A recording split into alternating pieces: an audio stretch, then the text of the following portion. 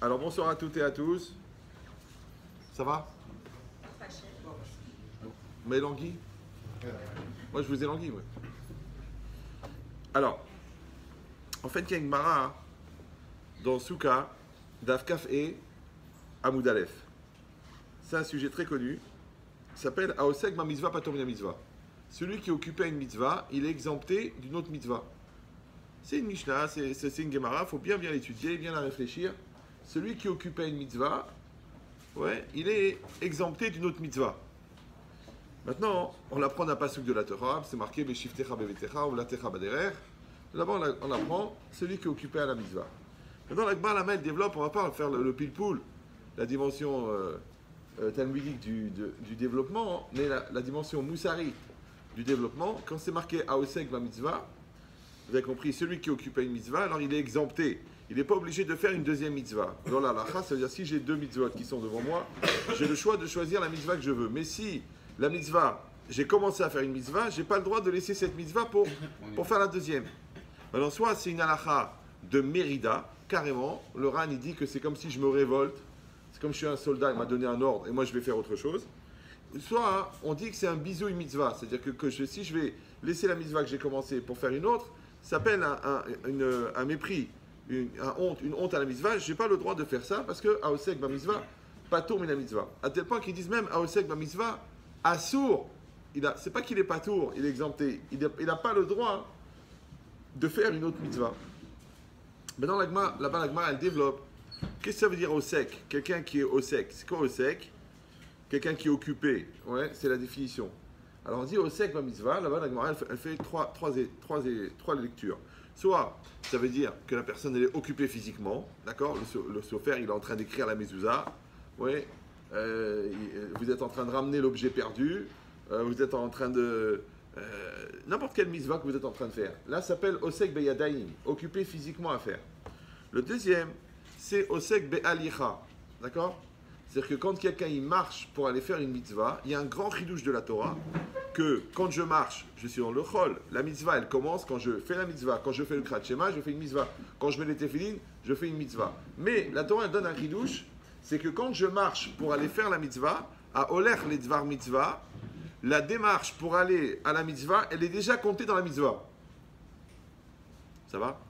Ouais. Ça veut dire aussi que la kedusha de la mitzvah, elle est déjà dans la démarche pour aller vers la mitzvah. Parce que quand on dit qu'une mitzvah, elle va exempter d'une autre mitzvah, c'est pas parce qu'on est occupé, c'est parce que la sainteté de la mitzvah, elle va repousser la sainteté d'une autre mitzvah. Vous me suivez? D'accord. Donc maintenant ici, le chidouche, que même quand je suis en train de marcher pour aller faire une mitzvah, le fait de marcher, c'est déjà inclus à l'intérieur de la mitzvah. Ça va? Troisième niveau, c'est quoi? On a dit occupé physiquement, je suis en train de faire. Occupé avant, parce que je suis en train d'aller vers la mitzvah. Et comment on appelle être occupé avant d'être occupé? On appelle préoccupé. C'est ça, préoccupé. C'est occupé avant. D'accord? Comme la préface, c'est ce qui vient avant le livre. Donc quand quelqu'un il est préoccupé, ça s'appelle Taroud ba mitzvah. S'il a la tirda de la mitzvah, alors il est aussi exempté d'une autre mitzvah. Ça veut dire que pour les chachamim, les trois niveaux d'occupation, c'est soit une occupation physique, au moment où je suis en train de faire, soit une occupation parce que je suis en train d'aller pour faire, donc bien que je n'ai pas commencé physiquement la mitzvah, mais la Torah a déjà compris que ça fait partie de la mitzvah de marcher pour la mitzvah, soit que mentalement, j'ai déjà la tête prise par la mitzvah, et cette kedusha de la mitzvah dans ma tête, elle s'appelle mitzvah. Ça s'appelle déjà Osek ba mitzvah, patom mina mitzvah. Ça va? Super. Maintenant, si on comprend ça, donc ici, la Torah nous a donné une définition extraordinaire qui s'appelle qu'est-ce que c'est être occupé. D'accord? Maintenant, si ça c'est être occupé à une mitzvah, c'est que la mitzvah, vous avez compris, elle a une réalité physique, que je suis en train de faire un geste, elle a quelque chose qui vient avant. C'est parce que je vais pour faire la mitzvah, je suis déjà dans une situation de mitzvah, et elle a une situation encore avant, une situation mentale de la pensée que j'ai pour la mitzvah. Alors si vous réfléchissez bien, en fin de compte, on est tout le temps en train de faire une mitzvah. Parce que soit je suis occupé physiquement à faire la mitzvah, soit je suis en train d'aller pour aller faire la mitzvah. Dans la mitzvah d'aller à la prière, je marche pour y aller. Si je travaille selon la halakha et que je vais pour appliquer la halakha, chaque halakha que j'accomplis dans mon travail, ça devient une mitzvah. Je rentre à la maison pour m'occuper de ma famille, c'est considéré comme une mitzvah. Je vais m'occuper du chinour de mes enfants, c'est encore une mitzvah. Donc en fin de compte, quand je suis occupé à l'instant même de faire la mitzvah, quand je suis en train d'aller faire la mitzvah, je suis tout le temps en train d'aller faire une mitzvah. Ouais. Soit parce que ou sinon parce que j'ai la tête dans la mitzvah, je suis dans la mitzvah. Donc je suis tout le temps au segva mitzvah, pas comme la mitzvah. Pourquoi? Parce que si vous réfléchissez bien, si vous avez l'occasion de regarder le Shulchan Aruch, je suis sûr avec le Rav, vous prenez des cours de halachot. La halacha c'est quoi? La halacha, on dit Altikre alichot et la halachot. Ne dit pas déplacement, mais loi. Pourquoi? Parce qu'un juif, c'est quelqu'un qui se déplace selon la halacha. Alors il y a un grand inyan dans les Sfarim qui s'appelle Adam Oler. L'homme il va. En fait, l'homme il est en déplacement. C'est pour ça que c'est marqué dans la Torah, Ubechukotai telechu. Vous irez dans mes lois. Maintenant, cette logique de mouvement, c'est la perpétuité de la vie, c'est la perpétuité de la réalité. Même Albert, d'accord, qui était d'une intelligence très relative, il a dit le secret de l'univers, c'est le mouvement. C'est très très intéressant. Si un jour vous avez 5 ou 6 heures à discuter sans une kippa, on pourra parler au niveau de la philosophie mathématique du principe du mouvement. Parce que le mouvement, en fin de compte, c'est la réalité, d'accord, qui se perpétue. Parce qu'au départ, Hachem, il a fait une seule chose, il a créé un mouvement. Après ce mouvement, par effet domino, il a créé toute la réalité qu'on est en train de vivre. Pourquoi? Parce que tout ce qu'on vit, comme ça il explique très très bien le Rav Yerucham Halevi, qui n'était pas Meknassi, que tout ce qu'on vit, c'est le fruit d'une conséquence. Donc il y a une cause. Et cette cause, elle a une cause. Cette cause, elle a une cause. Cette cause, elle a une cause. Cette cause, elle a une cause. Que ça soit au niveau microscopique ou macroscopique, toute la réalité qu'on vit, elle vient d'une cause première. Et la cause première, c'est l'impulsion première que Dieu a donnée pour que le monde soit. C'est pour ça que quand tu remontes à la cause première, tu remontes à Dieu. Maintenant, si quelqu'un il est intelligent, oui, il verra qu'il y a une loi de causalité dans tout ce qu'on vit. Tu vois que tu n'es pas arrivé par hasard. C'est pas par hasard que tu as épousé ce monsieur. C'est pas par hasard que vous en êtes arrivé grâce à Dieu à ce shalom bayt extraordinaire. C'est pas par hasard que vous êtes arrivé à vous insulter toute la journée. Ouais, c'est pas par hasard. Les choses, elles suivent une logique malheureusement, extrêmement précise. Maintenant, nous, on veut se perdre à dire je comprends rien, je sais pas ce qui m'arrive, vous le connaissez pas, elle est folle, il est fou. On veut faire ça. Mais en vérité, c'est un manque d'objectivité dans l'analyse de ne pas regarder la cause, de ne pas chercher la cause. Mais si quelqu'un il accepte la logique de la cause, qui est en fait la logique de la Emouna, bah oui, parce que de reconnaître que les choses elles viennent de quelque part, ça s'appelle la Emouna. Si quelqu'un dit non, écoute, je comprends rien, c'est pas vrai, c'est faux, c'est pas évident, ça veut dire que c'est un problème, que genre le monde il marche tout seul. Et même Albert, encore une fois, dont on n'a pas retrouvé les téphilines, il a dit lui-même, Dieu ne joue pas au dé. Alors c'est vrai que la dimension logique de la vie, elle est agressive. C'est pour ça qu'il y a qui aime bien la poésie ou le côté un peu comme ça, incompréhensible, ou la bêtise, ou le refus de réfléchir. J'ai pas envie de réfléchir. Tu sais quoi, ça me prend la tête, ça me saoule. Alors je te dis, la réflexion, elle développe la Emouna. Ça va? Parce que tu vas remonter à la cause première. Or, la cause première, puisqu'elle existe, et qu'aujourd'hui, on est dans la conséquence de la cause première, ben, entre la cause première et maintenant, il y a eu un mouvement. Et bien, le mouvement, c'est la vie. C'est ça, ça s'appelle Ubechokotai Telechu. Maintenant, si tu es un peu malin, tu vas être dans le mouvement. Ce qu'on appelle être dans le move. Être dans le move. Mais être dans le move, d'accord? C'est pas fumer des joints et voler au téléphone et être chebran. Non, être dans le move, c'est d'être dans le mouvement de sa vie. Par exemple, tu suis le rythme de ta famille, d'accord? Tu as, au niveau de tes enfants, tu as un dialogue permanent avec ta femme. Tu sais où ils en sont tes parents. C'est ça le mouvement. C'est ça être dans le move. Qu'être dans le move de la société qui est complètement shooté de la tête, qu'il pense que l'agression sexuelle c'est une misva. Ouais. C'est ça d'être dans le move. C'est ça d'être. On veut pas être dans le move. On veut pas ce move là. On veut pas aller dans leur loi. Mais par contre, d'être à 100% dans sa vie, d'être à 100% dans son couple, d'être à 100% dans sa Torah, d'être à 100% dans ses mitzvot, ça c'est être dans le move. C'est ça la logique. D'accord? Maintenant, si on comprend ça, Alors ici, quand c'est marqué au sek ba mitzvah, si vous prenez un Shulchan Aruch, d'accord, et vous essayez de trouver un domaine de la vie qui n'est pas touché par la Torah, vous ne trouvez pas. Tu veux savoir comment il faut manger? Halakha. Tu veux savoir comment s'habiller? Halakha. Tu veux savoir comment parler? Halakha. Tu veux savoir comment concevoir des enfants? Halakha. Lasser les chaussures? Halakha. Fermer une veste? Halakha. La cache-route des vêtements? Halakha. La couverture des habits? Halakha. Tu te dis, mais attends, il n'y a pas un truc où il n'y a pas d'halakha? On pourrait pas être un peu tranquille?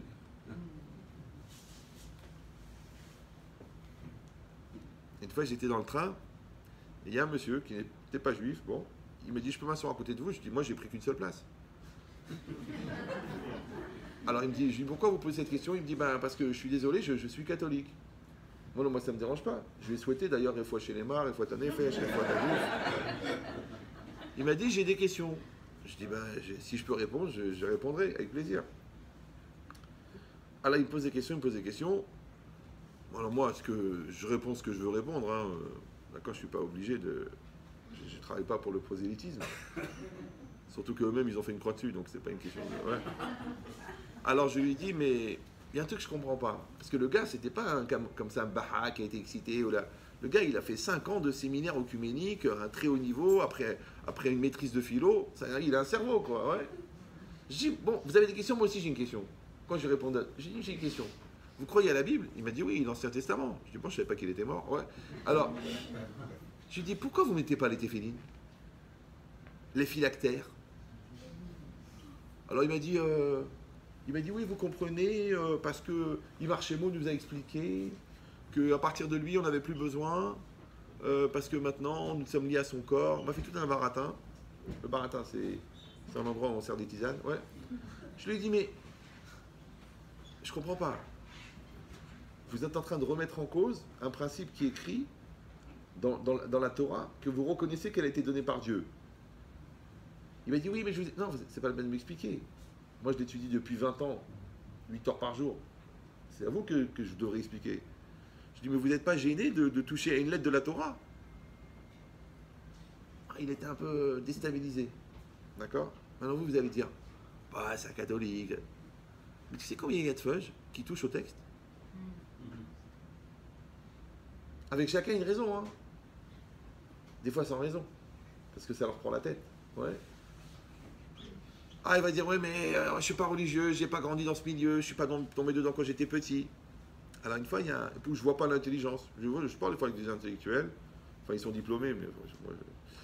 Et... Il me dit, ouais, de toute façon, moi, j'y crois pas, c'est des inventions, c'est l'opium du peuple. Je dis quand même, Rabbi Akiba Iger, qui a fait 600 fois le chasse dans sa vie, il n'a pas trouvé l'erreur. Et toi, Blaine Hara, qui a un cerveau qui est proche d'un acteur, un joueur de foot, c'est-à-dire il y a du vide, comme dans le ballon, ouais. T'as trouvé l'erreur, toi? Je dis, moi, je crois pas. Je crois que tu as des intérêts qui t'empêchent de voir la vérité. C'est cette logique que quand quelqu'un il vit quelque chose, s'il n'est pas capable de savoir ce qui l'empêche de voir la vérité, c'est même pas sûr qu'il est en train de vivre sa vie. Maintenant, celui-là, il est juif et il ne voit pas la vérité de la Torah. Celui-là, il est marié et il ne voit pas la sincérité de sa femme.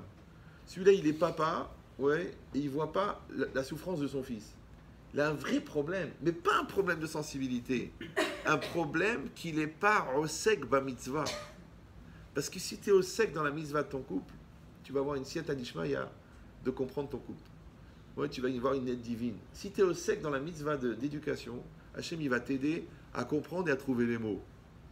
Mais si tu n'es pas au sec, c'est-à-dire que tu n'es pas dedans à 100%, parce que vous avez compris que au sec, c'est physiquement, au sec, c'est d'aller vers, et au sec, c'est dans la tête. Donc c'est entièrement, en fin de compte.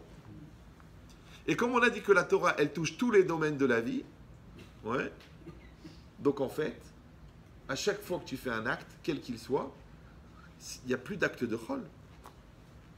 Je réfléchis, si quelqu'un il travaille, bon, il travaille, c'est mieux que de ne pas travailler, ok. Maintenant, il travaille honnêtement, c'est mieux que de travailler malhonnêtement. Quelqu'un, il travaille honnêtement et pour sa famille, c'est bien parce qu'il a donné un sens à ce qu'il fait, c'est pas juste le fric pour le fric. Et après, quelqu'un, il travaille honnêtement pour sa famille, selon la loi, selon la halakha. Chaque halakha, d'accord?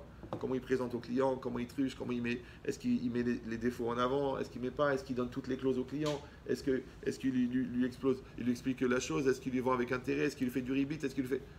Il fait bien la lacha. Celui-là, qu'est-ce qu'il a fait en fin de compte? Son acte de travail est devenu une mitzvah. D'accord?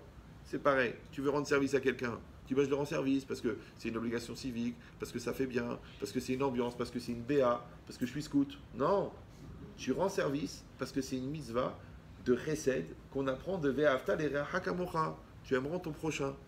Oui. Et là c'est pareil, tu dis je suis énervé contre quelqu'un, je prends sur moi de ne pas m'énerver, ouais, je prends sur moi de ne pas le haïr, je prends sur moi de ne pas me venger, de ne pas garder rancune. Je peux le faire parce que je suis quelqu'un de bien éduqué, je peux le faire parce que c'est joli, je peux le faire parce que je pense que mon équilibre mental, j'ai besoin de ça. Mais moi, je te conseille, fais-le parce que c'est une mitzvah. Pourquoi?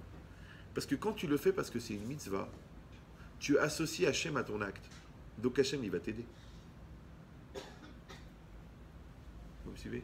Ici, vous allez dire, oui, mais enfin bon, je ne vois pas la différence. Il y a une très grande différence. Parce que la Gemara, elle dit que à Osé Adava, Midata des Nafché, celui qui fait la chose selon son esprit à lui, ouais, il s'appelle un goy. Pourquoi les goyim ils font les choses? Adata des Nafché. Pas parce qu'on leur a ordonné, mais parce qu'ils pensent que c'est comme ça qu'il faut faire. D'accord? Maintenant, quelqu'un qui fait les choses parce que philosophiquement il pense que c'est vrai, parce qu'il pense que c'est ça intéressant pour lui, parce que ça lui donne de l'équilibre, parce qu'il a peur de mourir. En fait, c'est un goy. Adata des nafshé ka'avid. Oui, il faut comprendre ça. Parce que les gens disent, oui, mais enfin, oh, vous savez, moi j'ai besoin de comprendre. Ouais, tu as besoin de comprendre, mais tu le fais pas parce que tu as compris, j'espère. D'accord? Je le fais parce que j'ai peur. Bon, mais quand même, tu es un adulte, tu n'es plus un bébé. Je le fais parce que ça me fait du bien. Ok, bah, t'as qu'à suivre une thérapie. C'est quoi? C'est que la personne, elle doit faire la mitzvah parce que c'est une mitzvah. C'est très très important. D'accord? Maintenant, qu'est-ce que c'est une mitzvah en fin de compte? Une mitzvah, c'est un acte du quotidien qu'on a optimisé au niveau spirituel. D'accord? Or, la mitzvah, c'est quoi? C'est le lien privilégié que j'entretiens avec Hachem. Maintenant, réfléchissez bien. Si vous croyez en Dieu, vous croyez en Dieu? Oui, non? Oui, non? Non, c'est pas évident. Non. C'est parce que je pose jamais des questions idiotes. Si je pose la question, ça veut dire qu'il y a un deuxième degré. C'est quoi le deuxième degré? Parce que j'ai arrêté de parler au premier degré à 6 ans et demi à peu près. Ouais. Donc, c'est quoi le deuxième degré? Comme je dis, moi je le dis en blaguant, mais je suis très sérieux. À chaque fois, je pose la question, est-ce que vous êtes croyant? Des fois, il y a des froums comme ça qui viennent, des rabbinim. Ils me disent, ouais. Je sais pas, moi, un gars qui frappe sa femme, pour moi, il n'est pas croyant. Maintenant, chacun sa vision, hein, d'accord? Mais, parce que si tu crois que genre parce qu'il n'y a pas de bleu, donc tu l'as pas frappé, mais ok, il y avait personne dans la pièce, mais il y avait Dieu, non? Ah, mais elle m'a mis en colère, il y avait Dieu. Ah, mais elle m'a poussé à bout, mais il y avait Dieu. Ah, mais je comprends, mais il y avait Dieu. Tu peux pas finir 2 fois le chasse et te frapper ta femme. Sinon, on tire la chasse et on passe à autre chose. Donc quand je dis, est-ce que vous croyez en Dieu? La croyance, c'est pas seulement de manger cachère et de faire les mitzvot et de venir à la synagogue et de vous couvrir la tête. Ça, c'est évident, ça, puisque vous êtes juif. Sinon, il faut envisager la conversion. C'est déjà moins marrant, là, ouais. C'est que normalement, un juif, ouais, c'est 613 mitzvot. Un juif, c'est toute la halachot du Shulchan Aruch. Ah, c'est pas évident. Ok. On n'oblige pas. On n'a pas, la milice de la charia, ouais. Chacun est libre. Mais ne dis pas que tu as la Emouna. Parce que tu as la Emouna pour ça, tu n'as pas la Emouna pour ça. Tu as la Emouna pour la cacheroute, mais pas pendant les vacances. Tu as la Emouna pour la sniout, mais pas en été. Tu as la Emouna pour le Shabbat, mais que le mardi après-midi. Donc, est-ce que tu manges le reste de la dafina? D'accord. L'irvot Shabbat. Donc, en fin de compte, la question, elle est, est-ce que tu es Mahamine ou tu n'es pas Mahamine? Tu voles toute la journée au téléphone. Oui, mais c'est la part d'un ça. Ok, alors t'as qu'à vendre les reins de ta sœur. De toute façon, là, un en trop, parce qu'un, ça suffit. Tu on peut faire une chose pareille. Ok, mais le client, il s'est pendu. Donc, il a perdu 2 reins. Donc, c'est quoi l'idée? C'est que la personne, elle doit se dire, j'ai la Emouna que Hachem, il va me donner la Parnassa honnêtement. Si je pense que c'est impossible de gagner ma vie honnêtement, j'ai un problème de Emouna. C'est que le bon Dieu n'est pas capable de me donner la Parnassa cachère. Ça va? Maintenant, si on dit que la Emouna, c'est un rapport avec Hachem, et que Hachem, il s'exprime à travers la réalité, et que nous, dans la réalité, notre mode d'expression, c'est l'acte. Donc, chaque acte, c'est un acte avec la réalité, et donc c'est un acte avec Hachem, puisqu'Hachem, il s'exprime à travers la réalité. Donc, tous les actes qu'on va faire, on va décider, est-ce que ces actes-là, ce sont des actes anodins, ou est-ce que ce sont des actes de mitzvah? Tu décides. Vous me suivez ou non? Tu peux dire, tiens, je veux aller voir ma mère. Ou tu peux dire, je fais Kibboud Avaim. Maintenant, tu restes 1 heure avec ta mère, c'est comme si ta mille était finie. C'est Minatora. Quand tu mets les tefilines, tu fais une mitzvah, non? Tu dis, non, mais juste comme ça, maman, tiens, on mange un truc, on ça s'entend, elle te raconte, comment c'était à Oujda, comment c'était. Rien des lourdeurs, ça fait 62 fois qu'elle travaille. C'est pas grave, t'as passé un moment avec elle, elle est contente. Napibes, merci mon fils, viens, je te bénis. T'as fait une mitzvah comme les tefilines. Mais moi, je te pose une question. T'as pensé à la mitzvah quand tu as été chez ta mère? Ou t'as dit non, je peux lui rendre visite? C'est dommage, c'est dommage. Encore une fois, pourquoi? Parce que comme tu l'as pas fait avec un caractère de mitzvah, t'as enlevé le lien avec Hachem, puisque le lien avec Hachem, c'est que le lien de la mitzvah. Tu peux même aller marcher pour te détendre, et c'est une mitzvah. Tu peux aller voir la mer et voir la beauté et dire Hachem est grand, il a fait la mer, et tu fais une mitzvah. Tu peux être allongé sur ton lit et dire il n'y a pas d'autre Dieu que Dieu, ouais, et tu fais une mitzvah. Tu peux t'imaginer qu'on t'a mis une croix comme ça, ou le bûcher, et tu t'es jeté dans le feu en imagination, ouais, et tu accomplis la mitzvah de Messirut Nefesh en imagination qui fait partie des 613 mitzvot. Vous vous rendez compte le nombre de mitzvahs qu'on peut faire? Sans fin. Ouais. Mais encore une fois, attention. Attention. Parce que malheureusement, nous, on dit ah ben je le fais parce que je pense que je dois le faire. Et moi, je le fais parce que ça me fait plaisir. Et moi, je le fais parce que ça porte bonheur. Et moi, je le fais parce que ça me fait du bien psychologiquement. Et ça parce que ça m'équilibre. Ou parce que je fais partie d'un groupe, ou d'un club, ou d'une ambiance. Et c'est dommage. Parce que tu as enlevé le caractère principal. C'est le lien avec Hachem. Moi, je vous dis la vérité. Moi, à 17 ans, je dictais des dissertes de philo. D'accord? J'avais déjà déstabilisé 2 ou 3 psychiatres. J'avais un cerveau assez rapide. D'accord? J'avais pas besoin de la Torah pour le côté philosophique ou là, le côté psychologique. Moi, ce qui m'a intéressé dans la Torah, c'est parce que j'ai réfléchi que c'est la seule manière d'avoir un lien avec Hachem.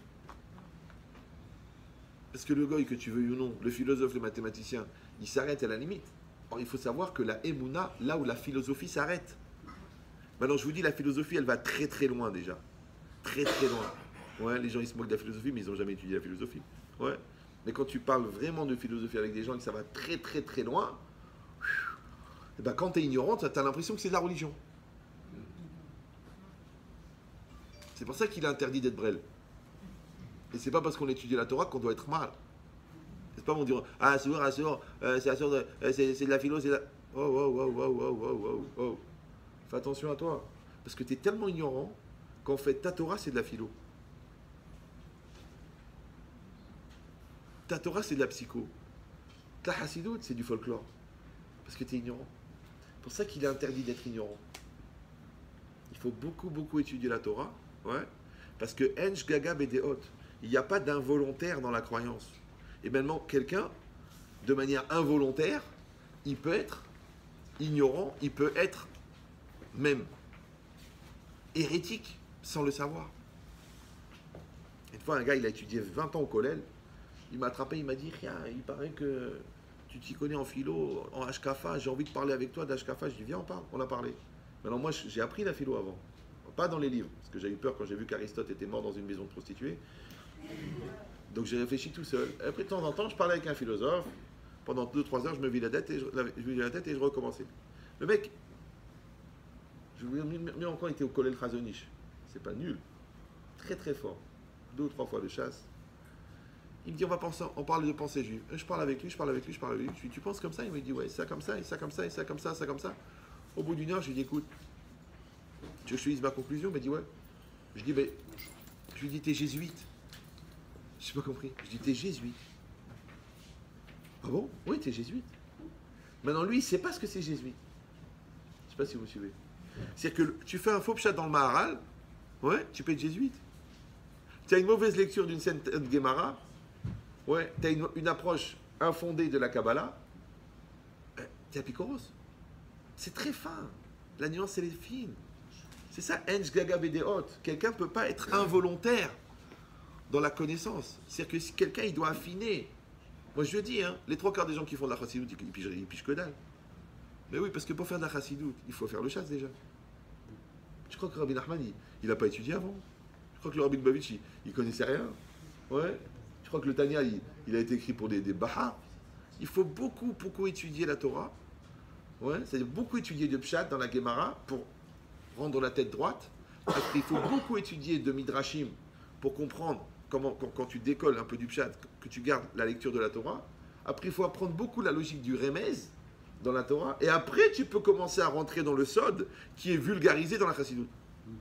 Parce que sinon, avec quoi tu comprends ta Chassidoute? Avec quoi? Avec M6 que tu as vu la veille?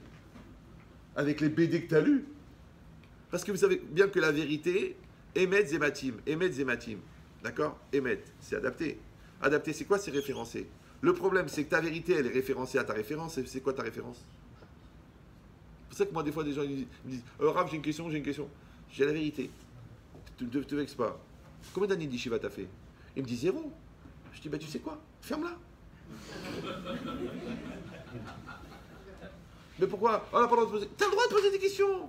Mais c'est comme si tu rentres dans une centrale nucléaire et tu dis, à quoi il sert ce tuyau? Écoute, mon frère, t'es apprenti pâtissier, tu restes dans ta cuisine, tu bats des œufs, tu nous laisses tranquille. Donc jamais quelqu'un, il rentre dans une centrale nucléaire pour dire à quoi il sert ce tuyau. Et quelqu'un, il vient et il dit, pourquoi Hachem il a agi comme ça? Et pourquoi dans la Torah, il y a cette halakha? Oh, t'es qui, toi? T'es qui? Tu veux vraiment? Tu prends le pasouk, tu prends la Gemara sur le pasouk, tu prends les commentaires sur la Gemara, tu prends les Rishonim, tu prends les Acharonim, et quand tu as bien saisi le truc, tu viens, tu poses ta question. Mais bizarrement, tu verras que les gens, plus ils étudient, moins ils ont de questions. Tu vas me dire, ah, parce que c'est les abrutis. Mais non, parce qu'ils ont des réponses. Donc la vraie question, c'est pourquoi est-ce que tu as des questions et tu n'étudies pas? Tu sais pourquoi? Parce qu'en fait, tu préfères la question que la réponse. Parce que j'ai une question. C'est pour ça que je ne mets pas les téfilines. Parce que j'ai une question. Et c'est pour ça que je trompe ma femme. Parce que j'ai une question. Je dis, mais Baba, ta question, elle brûle bien au Guéhinam. Pourquoi? Et ça, c'est basique au niveau psychiatrique. C'est que les gens, ils confondent raison et prétexte. Alors, je vous dis la vérité. Hein. Les raisons, c'est pour les adultes, et les prétextes, c'est pour les enfants. Maintenant, jusqu'à quel âge on peut rester un enfant? Maintenant, le gars qui n'est même pas capable de voir en lui-même que c'est un prétexte, il a un vrai problème, encore une fois. C'est qu'il ne vit pas sa vie.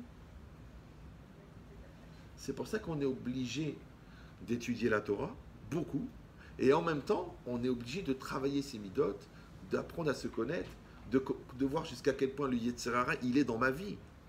L'autre jour, j'ai eu un couple pendant 1h30 au téléphone, mais des gens très très intelligents, mais pas du tout religieux. Bon, je lui ai dit, mais moi je vois le Satan. Je dis, mais regarde le Satan, là il a fait un mauvais jugement. Là, il t'a cassé l'image de ton mari. Là, il t'a mis dans une situation de doute. Et là, il t'a fait rencontrer quelqu'un. Pourquoi je le vois et toi, tu vois rien? Pourquoi? Il faut avoir un scanner à Satan. Oui. C'est comme si tu fais une biopsie, tu trouves une tumeur. Le mec, il dit, je vois pas le problème. Donc lui, il attend que la tumeur, elle soit top boza. Ouais, il a une boule énorme sur l'estomac. Il dit, je crois que j'ai quelque chose. Le gars, il dit, mais t'as de l'humour? Il dit, pourquoi? Tu meurs de rire, d'accord.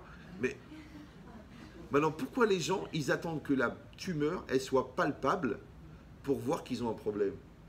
Pourquoi ils attendent la veille du guet pour réfléchir s'il y a des solutions de Shalom Bayit? Pourquoi ils attendent se faire attraper pour arrêter l'adultère? Pourquoi ils attendent que la police elle vienne au bureau pour se demander si ce qu'ils font c'est légal? Donc toi, tu attends que la tumeur elle soit grosse. Mais c'est quoi une biopsie? Une biopsie, c'est qu'on prélève un truc de 1 centième de millimètre et on te dit, monsieur, il y a des cellules, il y a des cellules. Oh, des cellules. Oh, c'est super. On fait une petite chimio, on l'oublie. Toi, tu attends le tabose et tu dis, qu'est-ce qu'on peut faire? Une ablation du membre. 10 ans de prison. Maintenant, c'est quoi la biopsie? La biopsie, c'est la hirat shamayim. Que dès que tu sens qu'il y a un truc qui ne va pas, tu vois que ta femme elle n'est pas bien, tout de suite tu vas lui parler. Hein, qu'elle crève, qu'elle s'étouffe, elle est sa race. Non. Tu vas lui parler. D'accord?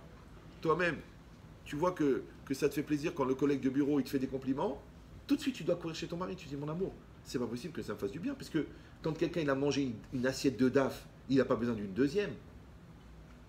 Par contre, si tu as l'appétit, c'est que tu as faim. Et comment ça se fait que tu as faim? Parce que tu es rassasié, parce que tu es marié. Comment tu as pu accepter la proposition du boulot pourri? Tu dis, ouais, mais c'est pas évident. C'est pas... Oh, oh. Quand tu as ce qu'il faut, tu n'as pas besoin. Maintenant, quand tu es prêt à faire des compromis, tout le monde sait que le compromis tient ses promesses. Tu dis, oui, mais c'est pas évident, vous savez, moi, je sais pas, moi. Moi, je sais que nos parents, ils n'ont pas mangé et ils n'ont pas volé. Et quand il n'y a rien, il n'y a rien. Mais ils ne vont pas voler pour manger. Ils vont encore moins voler pour un loyer. Ils vont encore moins voler pour un 4x4. Ils ne volaient pas, ça n'existe pas. Et il n'y a pas. Si mon fils, il n'y a pas. On travaille cachère ou on ne travaille pas. C'est comme ça. C'est ça qu'on a vu de nos yeux. Ouais, on n'a pas vu des chassidim, mais on a vu des gens cachères. 100% cachères. Ouais, c'est pas évident. Hein. C'est pas évident d'être 100% cachère. Avec le chômage, les allocs, les tralouettes, les déclarations, les bambous, c'est pas évident d'être cachère. Ouais. Mais après, tu décides. Mais en vérité, quand tu décides d'être cachère, c'est parce que tu veux mettre Hachem dans ta vie. Maintenant, tu ne peux pas dire à Hachem, dégage de ma vie parce que ça me dérange. Et après, quand j'ai besoin, où étais-tu? J'ai eu besoin de toi. Le silence de Dieu. Mais Yabrel, il était là. C'est toi qui l'as foutu dehors. Tu veux ou non? Tu dis, je fais avec Hachem. Parce que tu auras besoin d'Hachem pour tes enfants, tu auras besoin d'Hachem pour ton équilibre, tu auras besoin d'Hachem pour être normal. Aujourd'hui, d'être normal, c'est pas évident. Il y a du stress, il y a des angoisses, il y a des peurs, il y a des malaises, il y a des lachatim. Pour être normal, c'est pas évident. Donc, tu as besoin d'Hachem. Alors, je te dis le secret. Si je dis que la réalité, en fin de compte, c'est la proposition d'Hachem. Et que le lien avec la réalité, c'est l'acte. Et que l'acte, quand tu l'optimises, il devient une mitzvah. Donc, chaque acte, il te relie à Dieu. Donc, chaque acte que tu fais selon la lacha te relie à Dieu. Maintenant, comme il y a un effet miroir entre toi et Dieu, d'accord? Donc, quand toi, tu vas vers Dieu, Dieu, il vient vers toi. Donc, quand toi, tu es avec Dieu, Dieu, il est avec toi. Et quand Dieu, il est avec toi, Baba, c'est quoi ton problème? Vous me suivez ou non? C'est comme si toi, tu construis, tu prends ta femme et tu mets la communication, l'investissement, la gentillesse, la douceur, la hninout, les cadeaux, la compréhension. Tu es tranquille, tu peux voyager, tu peux truquer, tu n'as pas peur. T'as pas peur. Mais si tu mets des engueulades, des nerfs, des stress, du manque de confiance, une relation intime qui est entièrement basée sur le physique, des insultes, des gros mots, de la suspicion, de la radinerie, eh ben, quand tu vas en voyage, allume une veilleuse. Bah ouais. Hein. Installe des caméras, on prend un détective. Ah bah bien sûr. Après tu dis, ah, chas de shalom, nous l'arlez-nous. Mais je dis, mais moi, à chaque fois que les gens ils m'appellent pour une kata, je dis, ne me racontez pas la kata, racontez-moi le terrain. Et quand j'ai le terrain, je comprends la kata. D'accord? Tu me dis, qu'est-ce que je fais avec mon fils? Je dis, ah, ton fils. Tu parles à ton fils? Ah non, il est bête. Bon. Tu considères ton fils? Maintenant, il est nul. Bon. Tu l'aimes ton fils? Ah non, je suis déçu de lui. Je ne le voulais pas. De toute façon, ma femme, elle m'a fait le coup dans le dos. Elle m'a dit que depuis la naissance, de toute façon, j'en voulais pas. J'ai dit qu'on était serrés en ce moment. Je dis, mais attends, c'est-à-dire qu'un enfant, il est né il y a 19 ans et ça fait 19 ans que tu l'aimes pas. Mais il va devenir un serial killer. Ils sont fous, les gens. Ok, tu n'as pas voulu, ok, tu voulais pas. Tu avais peur, tu n'as pas truqué, elle t'a pas dit, elle a un problème. Des gens, avec la pilule, ils tombent enceintes. Ça, le bon Dieu, il le veut, celui-là. Ouais. Avec le stérilet, ils tombent enceintes. Avec je sais pas quoi, là, les gélules, ils tombent enceintes. Ah, il m'appelle, ma femme enceinte. J'ai écoute. Je vais te donner 2 ou 3 numéros de téléphone. Des gens, ça fait 17 ans qu'ils attendent une grossesse. Et tu vas leur expliquer pourquoi tu fais la gueule. C'est un cadeau. Le bon Dieu, il a confiance en toi. il te donne une neshama. Tu crois que c'est de l'élevage ou quoi? Ouais. Il t'a donné une neshama. Mais embrasse le ciel. Parce qu'il pense que ton modèle, il vaut le coup d'être reproduit.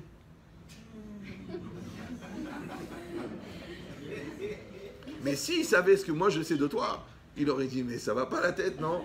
Il faut casser le moule, il est dangereux celui-là. Donc Hachem, il a confiance que tu vas être un bon papa, que tu vas être une bonne maman, que vous allez l'aimer, que vous allez lui apprendre l'amour de la vie, l'amour de la Torah, et qu'il va être un gadolador, un grand de la génération, ou lui ou son fils. T'es prêt à faire ça? Ah non, pour l'instant j'ai un souci parce que je trouve plus mon maillot de bain, et j'ai la plage à 14h, et puis la cache-route c'est difficile, parce que je suis à Dizengoff et je trouve rien de sérieux. Tu vois, c'est dommage. Parce que la vie elle va passer, Rabotai. Vous avez remarqué un truc, plus on vieillit, plus on que le temps, on trouve que le temps il passe vite. Tu dis quoi? Déjà Shavuot, mais c'était avant-hier. C'est pareil les enfants. Oui, Inès, d'accord? Tu chantes, oui, c'est maintenant, tu te retournes. Tu dis, papa, je mets un vélo. D'accord, mon fils. Après, il dit, papa, quand je commence la définie, quelle définie? 13 ans, paf! Tu te retournes, tac, un travail, tu mets un peu d'argent, tu commences à payer le pavillon, il vient, tu dis, papa, pour les chidouchim. Quel chidour? Ça va très vite. Moi, je vous le dis, hein. Je vous le dis. Ayez confiance en Dieu, mais mettez de l'argent de côté quand même. Parce que le traiteur, tu ne pourras pas lui dire Bitachon Bachem. Lui, il veut des billets violets. Ouais. Et c'est normal. Pourquoi? Parce que tu es le papa. Moi, je vous dis ça en rigolant, parce que j'ai eu des cas de bagarre entre familles où le gars, il est venu le soir du mariage, il a dit j'ai pas d'argent. Le Mehoutan, il a été voir le traiteur, il a dit j'ai pas d'argent. Attends, ton fils il se marie à 32 ans. Ça fait 32 ans, tu sais qu'il va se marier. Ils sont pas religieux, ça fait 4 ans qu'ils sont ensemble. Donc ça fait 4 ans que tu sais qu'il faut mettre de l'argent de côté. Tu peux arriver le soir du mariage et tu as les panimes de dire à l'autre Mehila, j'ai pas d'argent. Ce qu'on appelle un escroc honnête. Bah oui, ouais. Maintenant, de la même manière que tu sais qu'il y a la dette du mariage à payer, tu sais très bien qu'à 120 ans, tu vas être convoqué chez le patron et qu'il va te demander comment tu comptes payer ta dette de juif, puisqu'il t'a donné tout. Bon, je sais, tu vas lui dire, ouais, mais j'ai pas grandi dans un milieu religieux. Ouais, il dit, tiens, regarde ce gars, lui, il a grandi en Bretagne, lui. Regarde, lui, il a écrit 5 Sfarim sur la Gemara Yevamot. Je ne sais même pas qu'elle existait, je crois que c'était une sauce espagnole. Ouais. Après, tu veux lui dire, oui, mais moi, j'étais handicapé. Tiens, regarde celui-là, il lui manquait les 2 jambes, regarde qu'est-ce qu'il a fait. Ah, tu dis, oui, mais moi, je suis obligé de travailler Shabbat parce que je travaillais dans un centre commercial. Ah bon? Regarde, lui, il a fait 20 ans de goulag parce qu'il était chômeur Shabbat. Et lui, il a été brûlé vivant parce qu'il a mangé les matzot à Pessah, ouais, au Moyen-Âge. Et celui-là, tu n'as rien à dire. Alors, qu'est-ce que tu vas faire? Tu vas te taire. Ça s'appelle Olam HaEmet. Et dans Emet, il y a Met. C'est pour ça que le Emet, ça tue. Le problème, c'est que tu es déjà mort. Donc, tu ne peux pas remourir à nouveau. Alors moi, je vous donne un conseil. Au lieu d'attendre la chouma éternelle, ouais, tu peux prendre les devants. Au lieu d'être choqué parce que tu as trouvé que ta femme, elle reste 5 heures au téléphone avec un inconnu, tu dis, mais moi, je les passe les 5 heures. Donc, elle n'a pas besoin de téléphoner à quelqu'un. Au lieu d'être choqué que de trouver du shit dans la poche de ton fils, tu devrais te dire, mais comment ça se fait qu'il y a eu de l'espace entre moi et lui dans lequel il a pu rentrer le shit? Il y a la confiance, il y a l'amour, il y a le respect, il y a la résonance, il y a l'effet miroir, il y a la Torah, il y a la Emouna, il y a la connivence. Comment il est rentré le shit? Quand il est rentré, il y avait de la place. Vous comprenez ou non? Ah, mais je n'ai pas la tête, et moi je suis occupé, et moi je dois travailler tous les jours, et puis moi-même j'en prends un peu parce que j'ai besoin de me détendre. Alors qu'est-ce que tu veux maintenant? Après tu te choques, et Ramet Chetrit, je ne comprends pas, je l'ai mis dans une école de folie. Tu crois que l'école elle remplace l'éducation? Tu crois que le professeur il donne de l'amour à 30 élèves? Tu crois que le Rav de la Yeshiva il va donner la confiance en soi à chacun des enfants? On te les a confiés à toi. C'est toi qui t'en occupes. D'accord? Alors, je vous ai déjà expliqué quelques milliers de fois qu'à chaque fois que je donne un exemple avec les enfants, ou un exemple avec le couple, ou un exemple, en fait, c'est par rapport à soi-même. D'accord? Ça veut dire que moi, l'enfant, il me renvoie quelque chose à moi que je dois travailler. Et mon conjoint, il me renvoie quelque chose à moi que je dois travailler. C'est-à-dire que le bon Dieu, il m'envoie des partenaires de réalisation. Des gens qui vont être là pour m'aider, la tset, minakoach et la poal, de passer du potentiel au réel. Donc comment j'ai acquis la patience? Grâce aux gens qui m'énervent. Comment j'ai acquis la rahmanout? Grâce à mes enfants. Comment j'ai appris à respecter les autres? Grâce à la différence des gens que j'ai rencontrés. Oui. Donc en fin de compte, je suis devenu la personne que je suis devenue grâce à la réalité qu'Hachem m'a proposée. Maintenant, ça va dépendre, encore une fois, qu'est-ce que je vais faire avec la réalité? Est-ce que je vais m'en servir pour grandir? Est-ce que je vais avoir un prétexte pour chaque chose? Est-ce que je vais m'en servir au niveau équilibre psychologique? Est-ce que je vais m'en servir au niveau service divin? Alors moi je dis et je répète lourdement, ouais, gagne du temps, au lieu d'attendre d'être le stapler ou le Rabbi Lubavitch ou Baba Saleh pour que chaque acte de ta vie soit une mitzvah, tu peux faire toi-même que chaque acte il soit une mitzvah. Parce que tu verras bizarrement que quand tu vas apprendre la halakha, tu verras que chaque acte c'est une halakha. Et si c'est une halakha, c'est une mitzvah. Donc tu vas faire chaque acte de mitzvah. Maintenant, si chaque acte, tu le fais avec la kavana de la mitzvah, puisqu'on a dit que la mitzvah, c'est le lien avec Hachem, donc automatiquement, tu mets Hachem dans ton acte. Donc quand tu vas parler à ton enfant, Hachem, il va lui mettre la hirat shamaïm de ta parole. Quand tu vas parler à ta femme, même si tu ne lui parles pas beaucoup, elle va t'aimer, mais incroyable. Tu réfléchis, je ne l'ai pas parlé beaucoup. Ouais. Et l'autre, il n'arrive pas à mon amour, ma chérie, mon amour, ma chérie, mon amour, mon amour. Mais en fait, il ne le pense pas. Et comme il ne le pense pas, la femme, elle ne ressent rien. J'ai dit déjà cet exemple, mais il est choquant. Un gars, il me téléphone, il me dit, ah, mais Chétrit, qu'est-ce qu'on doit faire quand on a une femme laxative?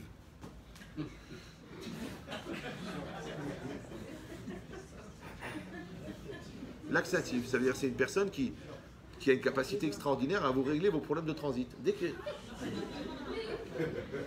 Ça va? Il y a un autre mot, mais on est dans une synagogue. Alors, je dis, mais j'ai pas compris. Elle me saoule, elle me prend la tête. Et où t'étais? Qu'est-ce que tu fais? Pourquoi tu pas? Quand je suis à la maison, fous le camp. Quand je suis là, pourquoi t'es dans mes pattes? Quand je suis pas là, pourquoi t'es jamais là? Tu peux rien faire. Tu chérie, je peux pas être là ou pas là. Je suis ou là ou là. Ouais. Pourquoi? Je lui dis, bon, tu me poses la question, il m'a dit oui. Je dis, tu veux la vérité ou un truc qui te fait plaisir? Non, je demande maintenant, parce que les gens ils prennent mal les réponses. Ouais. Je dis, il me dit, non, je veux la vérité. Je dis, ta femme est laxative parce qu'elle ne sent pas ton amour. Donc en fait, elle est tout le temps en train de te demander de lui prouver. Maintenant, il y a deux genres de personnes qui ne sentent pas l'amour. Soit les gens qui, en fin de compte, n'ont pas besoin de ton amour, mais ils ont besoin de se sentir aimés, parce qu'ils manquent de confiance en eux. Ouais. Soit les gens qui ne sentent pas l'amour, parce qu'au fond, tu les aimes pas.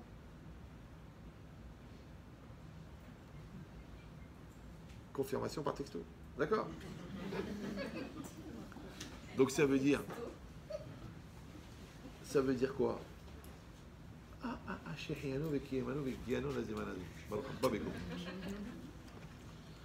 Jaïs, qui m'a beaucoup aidé à Paris pendant des années. Donc ça veut dire quoi? Il m'a déstabilisé. Voilà. Ça veut dire quoi? Ça veut dire qu'en fait, une femme qui est embêtante, pour rester poli, ouais, elle te fait un appel. Un enfant qui fait des bêtises, il te fait un appel. Ouais. Un vendeur qui te demande une augmentation. Si Béhémet, il travaille bien, donne-lui. Ne fais pas genre la sourde oreille. Parce qu'il peut glander, il peut voler, il peut te casser ton affaire. Si Béhémet, il te rapporte 19 fois son salaire, donne-lui quelque chose. Fais-lui une petite prime. Ne dis pas, non, c'est par principe. Quel par principe? T'es référencé sur barredefer.fr ou quoi?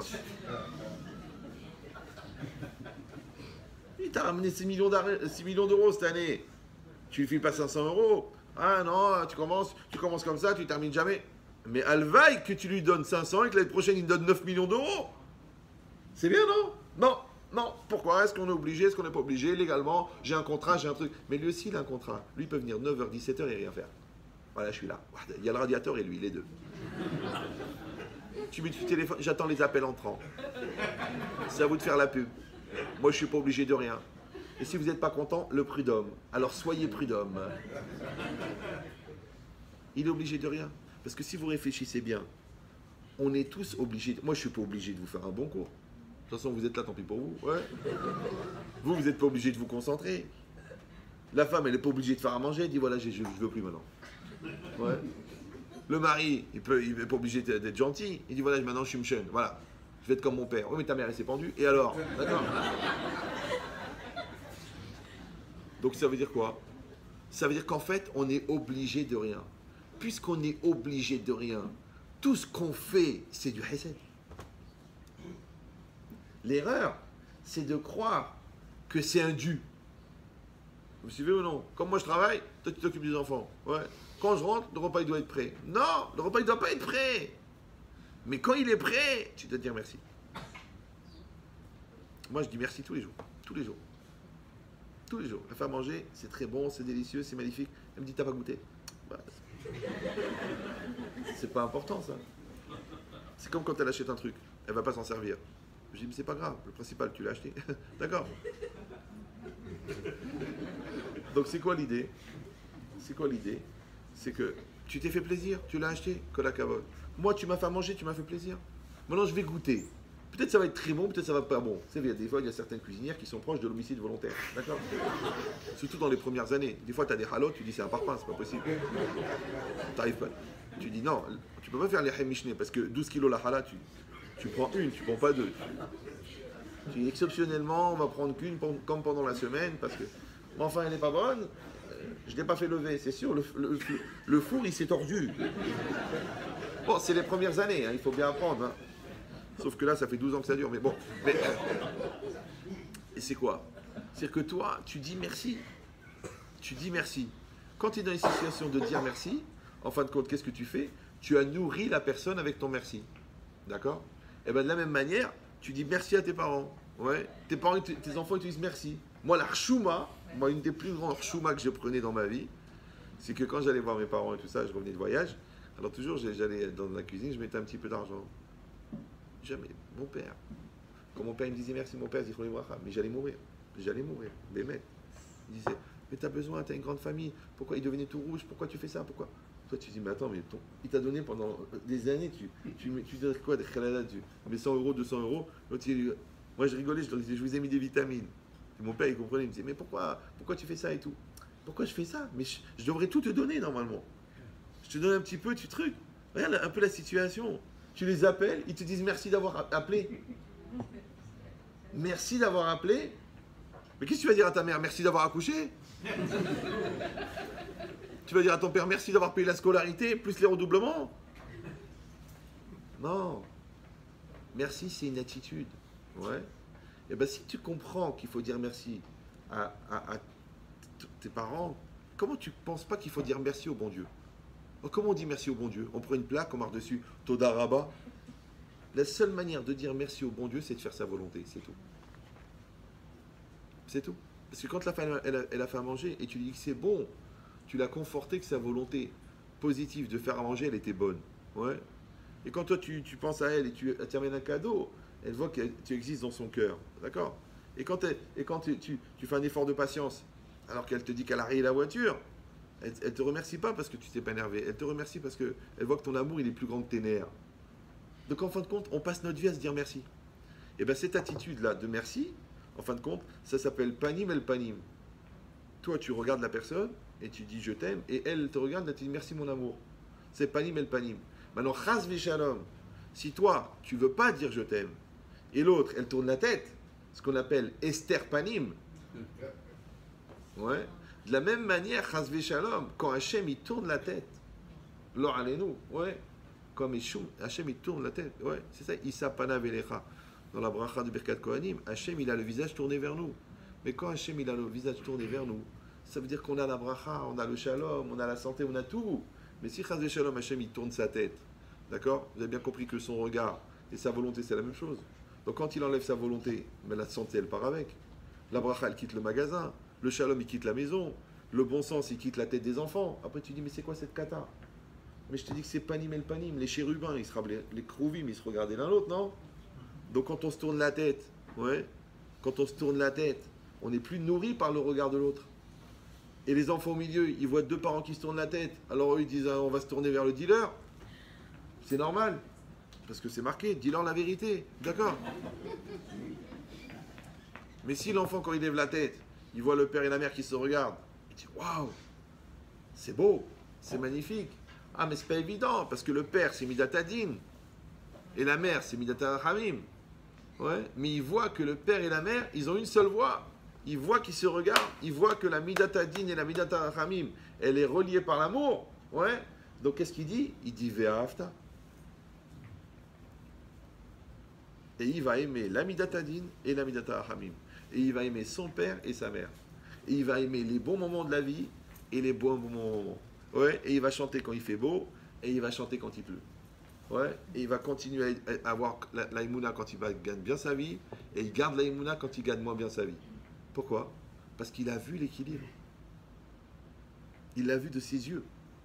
Maintenant ça, c'est pas que tu as écouté des conférences, ou tu as trouvé un gars convaincant, ou qu'un gars qui t'a menacé, ou tu as pris des infusions de mezuzot, ou un tagine de tefilin. Non. C'est que tu as pratiqué ta émouna. C'est pas seulement qu'il faut connaître la émouna, réfléchir la émouna, il faut pratiquer la émouna. Vous savez comment on appelle la pratique de la émouna? La mitzvah. Quand tu viens à la tefila le matin, tu pratiques ta émouna. Vous savez ou non? Quand tu fais le kratchema avec la kavana, alors que tu as autre chose à penser, tu pratiques la émouna. Quand tu tournes la tête parce qu'il y a quelqu'un qui est mal habillé, tu pratiques la émouna. Quand tu viens une demi-heure avant, pour être sûr que le Shabbat tout est en place, tu pratiques la émouna. Et bien quand tu pratiques la émouna, et ben ça s'appelle Oseg va mitzvah, la chose elle t'imprègne. Ouais. Comment tu vas le savoir? Parce que quand l'autre il va te dire, j'ai un boulot pour toi Shabbat, tu commences même pas la question. Pourquoi? Parce que tu pratiques. C'est en toi. Moi j'ai un miracle que je vois dans la Teshuvah. Tu vois le gars à côté de la plaque, d'accord? Il a grandi avec un père, ou en Picardie, il a mangé des oursins, du chien, du veau, de la cervelle de singe en Thaïlande. Il prend sur lui la cache-route. Ça existe. Le mec, il a pris sur lui. Bah, il a eu une vision, il est arrivé de sa grand-mère, il a écouté un cours, il a fait tchouva, il a pris la cache-route. Tu viens, tu lui dis, écoute, Gaëtan. Il s'appelle Gaëtan. C'est un prénom comme un autre. Bon, ses parents l'ont appelé comme ça parce que le gars étant ce qu'il est, bon, voilà. Tu viens chez lui, tu dis, écoute, Gaëtan, tu manges du cochon? Il te dit, non, non, non, à Dieu ne plaise. Bon, il n'arrive pas à prononcer le chas veshalom. Ouais. D'accord? Tu dis, écoute, Gaëtan, je te donne 100 000 euros si tu manges un sandwich au jambon. Tu te dis, pas du tout, mais t'es fou, mais même pas ça m'intéresse, ça me dégoûte, ça m'écoeure. Je te dis, mais Gaëtan, avant-hier, tu mangeais des oursins. Il y a un mois, tu mangeais des quenelles de porc. Qu'est-ce qui s'est passé dans ta tête que tu as pris sur toi la cache-route? Sous la torture, tu ne manges pas. C'est balèze, non? Comme si vous ou non?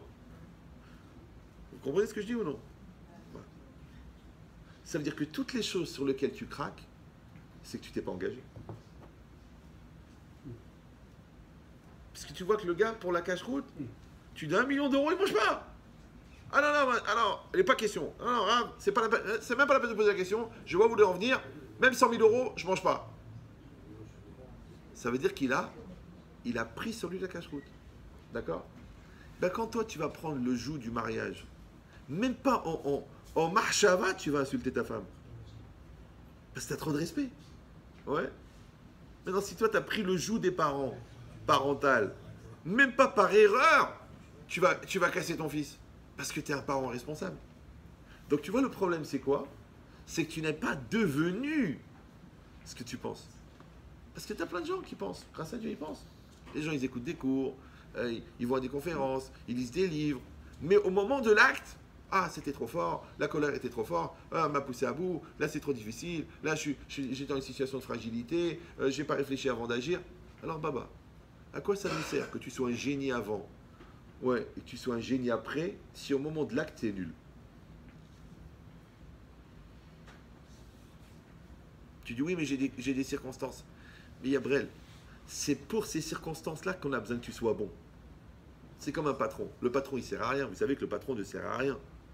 Bah oui, parce que quand tu as des bons vendeurs, tu as un bon produit, tu as un bon fichier client, tu as un bon transporteur, tu as un bon distributeur, tu as un bon responsable des stocks et tu as un responsable d'équipe, en fait, le patron, il sert à rien. Tu sais à quoi il sert le patron? Quand il y a un problème. Quand la marchandise elle est bloquée en Chine, c'est toi qui prends ton téléphone.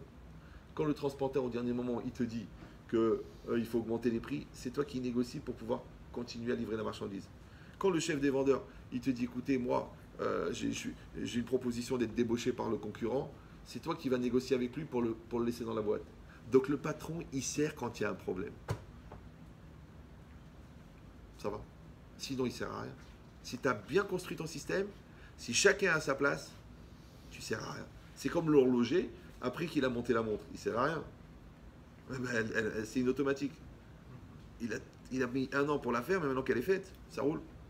C'est ça un patron. Il ne sert à rien, sauf qu'il y a un problème. Alors moi, je te pose une question. Dans ta vie, si à chaque fois qu'il y a un problème, tu baisses les bras, tu te décourages, ou tu accuses les autres, ouais, ou tu t'esquives, ou tu t'échappes, donc en fin de compte, tu n'es pas le patron de ta vie. Parce que le patron, on en a besoin quand ça ne va pas. Quand ça va, c'est facile. Vous voyez ce que je veux dire ou non? Voilà. Maintenant, comment tu deviens le patron de ta vie? Parce que tu as une conscience très forte. Et comment on appelle la conscience exacerbée? On appelle la crainte de Dieu. Parce que dans 200, il y a 100. Donc si tu as la crainte de rater, alors c'est encore mieux si tu as la crainte de décevoir Dieu. Parce que dans la crainte de décevoir Dieu, il y a la crainte de rater. Maintenant, quand tu as la crainte de Dieu, quand il va arriver l'épreuve, tu dis, je ne peux pas rater, donc je vais être obligé de réussir. Alors, comment on développe ça? La Hirat Hashem, la crainte de Dieu, grâce à la pratique. Ça s'appelle Osek Ba Mitzvah. Alors, tu me dis, mais je connais beaucoup de gens qui sont pratiquants. Mais non, ils font des mitzvot pratiques. Je connais beaucoup de gens qui vont tous les jours à la synagogue. Ah bon? Et ça fait 38 ans, 58 ans, 68 ans qu'ils font le schéma. 68 ans qui disent Shema Israël, Hashem Elokeinu, Hashem Echad, et paf, il a eu des pots de bilan. Je crois pas en Dieu. T'as perdu son père? Ou il était Dieu quand j'ai eu besoin de lui? Ouais.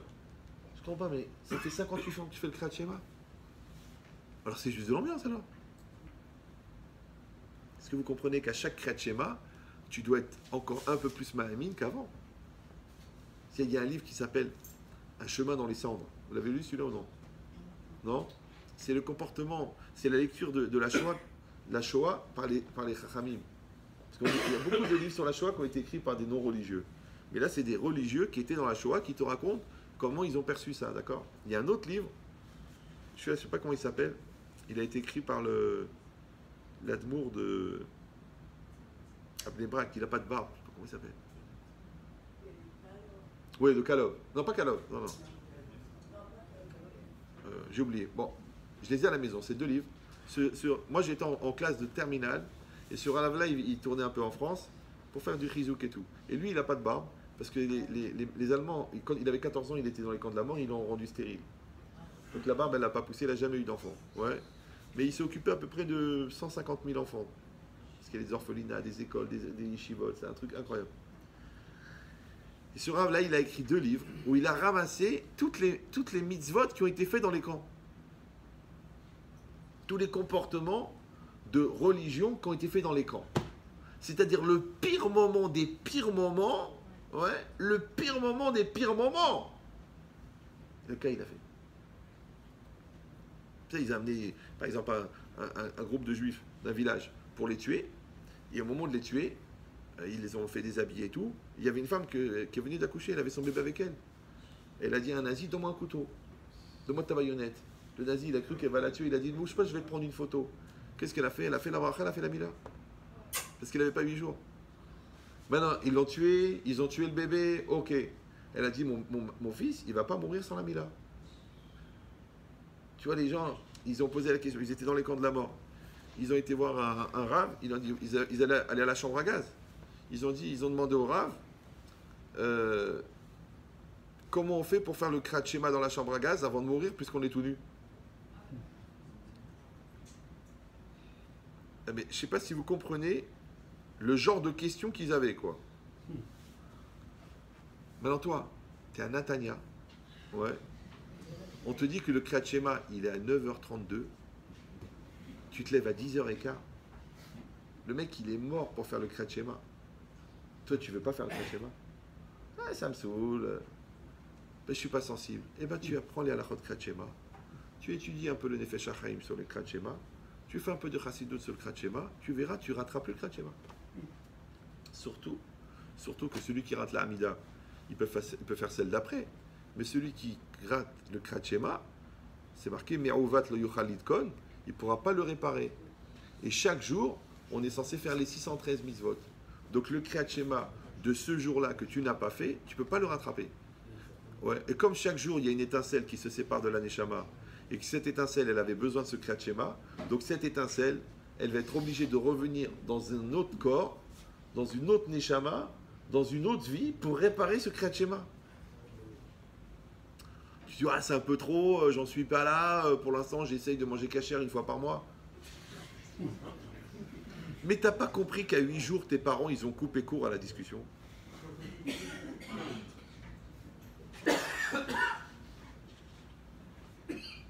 Ils te l'ont mis là quelque part.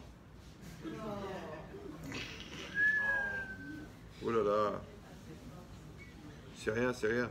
J'en ai une autre, mais je vous la dis pas parce que vous ne pourrez plus vous concentrer pendant une semaine. Je sais pas ce qu'il a lui. Oh, il y a le tien qui marche. Donc écoutez bien cette histoire. Ça veut dire que quand tu vois que ces gens-là, ils ont fait des mitzvot pareils dans les camps de la mort, tu dis, mais genre, quel camp de la mort on a, nous, pour expliquer comment on ne fait pas les mitzvot? Vous savez qu'à Auschwitz, ils leur donnaient de la graisse, d'accord? Pour manger, comme de la margarine. Qu'est-ce qu'ils ont fait? Pendant des mois et des mois, ils ont ramassé la graisse. Avec la graisse, ils ont fait des bougies. Avec les bougies, ils ont allumé Hanouka. Maintenant, où ils vont allumer Hanouka à Auschwitz alors que c'était interdit? Vous savez que les nazis interdisaient la pratique des mitzvot. C'est normal, c'est Amalek. Dans l'absolu, que ça peut te faire, de toute façon, je vais te tuer. Pourquoi ça te dérange que je fasse les mitzvot? Ils ont été dans les toilettes d'Auschwitz. Parce que jamais les nazis rentraient là-bas, ça puait trop.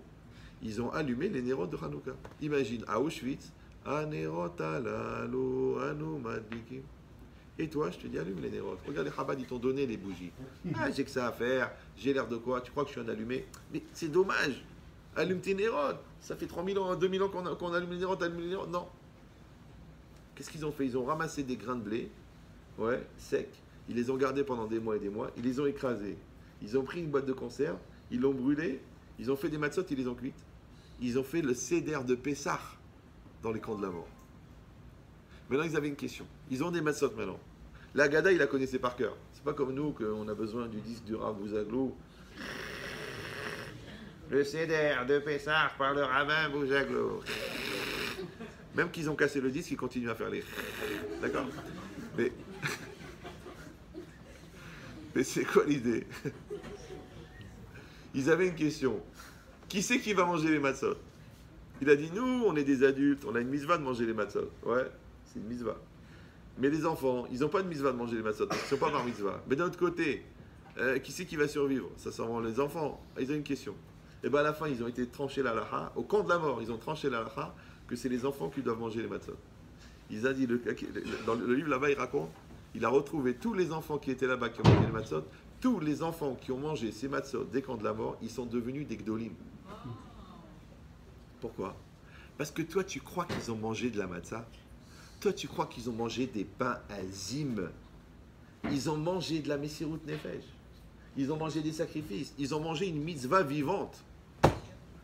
Maintenant, nous, normalement, nous, dans la paix, dans la tranquillité, d'accord, avec la protection, avec la richesse, avec la bracha, on devrait, quel genre de matzot on devrait faire? Quel genre de matzot on devrait faire? Ouais. Et tu vois les gens, ils mangent un petit peu. Ah, c'est déjà beaucoup. Ah, vous nous saoulez. C'est quoi cette religion? Combien de kazaït on va truquer? Même j'arrive pas à finir. Moi, ça m'étouffe. Moi, je suis allergique. Est-ce que je peux prendre du vin avec? Est-ce que je peux manger les salades? Mais je comprends pas les mecs qui... On te dit que c'est une halakha. D'accord? Tu manges ta matzah et tu la fermes. Ah, mais je suis pas obligé. Ah, moi, ça me saoule. Ah, de toute façon, je voulais pas venir. En plus, Christine, je l'ai laissée à la maison. Il est tard.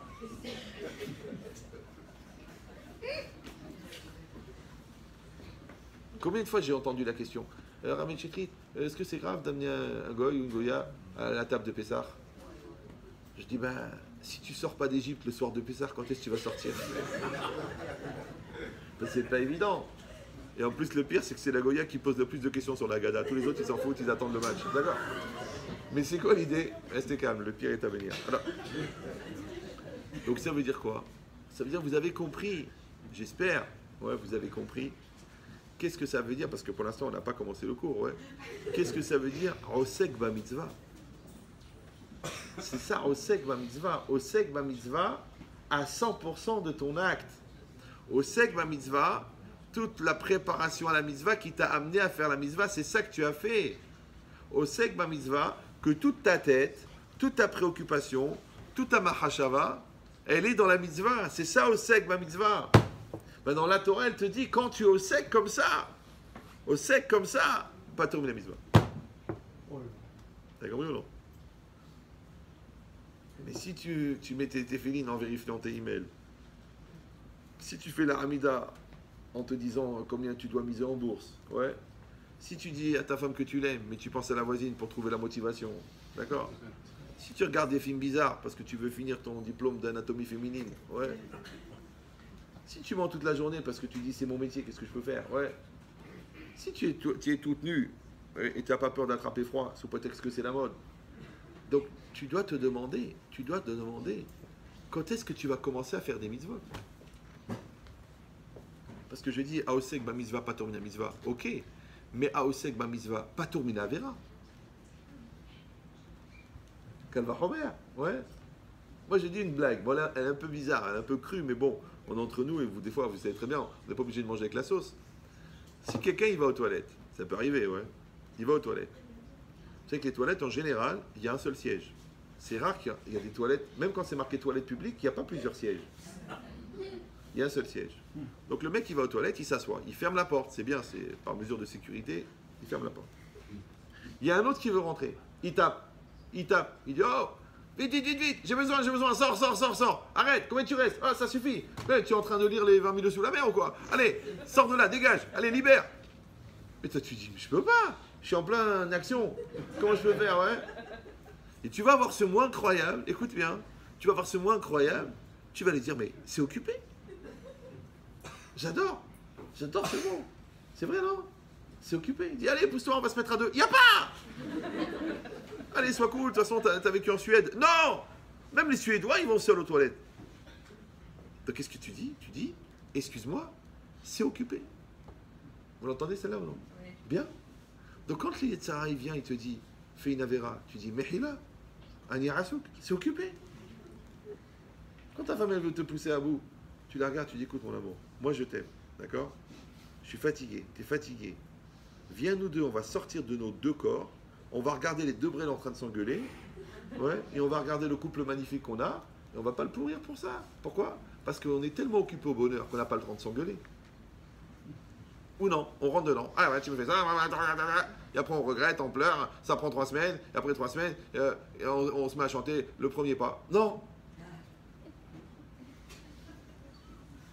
Parce que qui c'est qui va faire le premier pas? Ouais. Non, on va gagner 3 semaines. Ouais, que quand le Satan y vient pour me dire, dis-lui un mot méchant, j'ai dit, excuse-moi, il n'y a pas de place, je suis occupé. Quand elle dit, ah, il m'a fait ça, tiens, je vais lui faire payer. Elle dit, non, quand même, c'est le père de mes enfants, et je l'aime, et on a une bonne atmosphère, et demain c'est le mikvé. D'accord? Donc, elle va aussi bien parler. Qu'est-ce qu'elle a fait? Elle n'a pas laissé rentrer le Satan. Moi, je n'ai pas laissé rentrer le Satan. Tu sais pourquoi? Parce que c'est occupé. Un Yarasouk. C'est pour ça que l'Yetzirara s'attaque à 2 genres de personnes. Micheli Bopanoui, ouais, ve Micheino Besimcha. Comme ça, c'est marqué. En Yetzirara Sholet, et là, be Micheli Bopanoui, ou Micheino Besimcha. Le Yetzirara ne maîtrise que celui qui a la tête vide, ouais, Libo Panoui. Libo Panoui. Son cœur est libre. Mais quand le cœur il est libre, étant donné qu'il n'existe pas de vide dans la nature, comme si vous videz une bouteille, il y a de l'air, qui c'est qui a mis l'air? Personne. Ouais. Donc si vous ne mettez pas la bonne volonté, elle vient la mauvaise volonté. Si vous ne mettez pas la Torah, elle rentre la Touma. Si vous ne mettez pas le courage, il rentre la paresse. C'est comme ça. Il n'y a pas de vide dans le monde. Ouais. Donc si vous ne mettez pas ce qu'il faut dans votre couple, Si vous ne mettez pas ce qu'il faut dans la relation avec vos enfants, si vous ne mettez pas ce qu'il faut dans la relation avec Dieu, il y a un vide. Et comme le vide n'existe pas, donc c'est un appel d'air pour toute l'immigration, pour toute la négation qui va rentrer à l'intérieur. Et après, qu'est-ce que vous faites? Comment ça a pu arriver? Ça en est, je ne comprends pas, c'est la faute à qui? Mais je ne comprends pas, tu as fait le vide. Mais si tu es à souk, ouais, il n'y a pas de problème. C'est pour ça d'ailleurs qu'il y a une loi dans Shabbat qui s'appelle Mitrasek Beshabbat Patour. Vous avez appris cette loi? Oui, non? Si, par exemple, Shabbat, il y a un brin d'herbe par terre, il y a de l'herbe par terre, et il y a un brin d'herbe qui est détaché de la terre. D'accord? On va dire qu'il n'est pas mouktsé. Si vous le soulevez, Shabbat, vous n'avez rien fait. Mais à côté, il y a un brin qui est, lui, attaché à la terre. Si vous le détachez, c'est Kotser. C'est la source, c'est Melacha Minatora.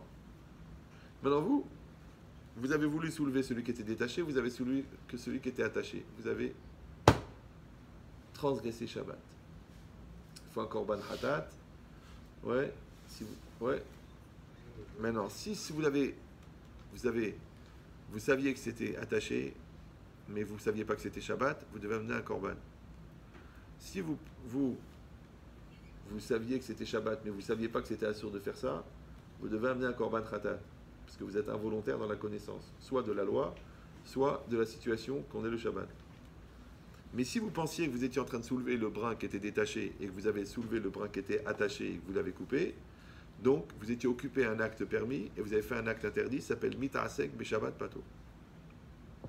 C'est comme si vous êtes en train de déboucher une bouteille, qui est permis Shabbat, et en tirant sur le bouchon, vous avez mis le coude sur l'interrupteur et vous avez allumé la lumière. Ou éteint la lumière. Vous avez transgressé Shabbat ou non? Oui, non, oui, non. Ben, la lumière, elle est éteinte. Hein? Pas fait exprès, mais Shogeg, c'est Chayav. Même involontaire. Non, pourquoi?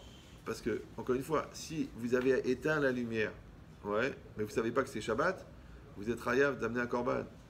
Si vous avez éteint la lumière, mais vous pensez que c'était permis, vous n'avez jamais appris cette halakha, vous ne saviez pas que c'était interdit d'éteindre la lumière. Ouais, comme à l'époque, on ne savait pas que c'était interdit d'éteindre la lumière. On disait, qu'est-ce que j'ai fait? J'ai rien fait, je t'en prie. D'ailleurs, regarde, je ne meurs pas. Ouais. Donc là, vous êtes shogeg. Mais si vous êtes occupé à quelque chose de permis et votre coude, il éteint la lumière, ça s'appelle mitarasek beshabbat patour. Ça va?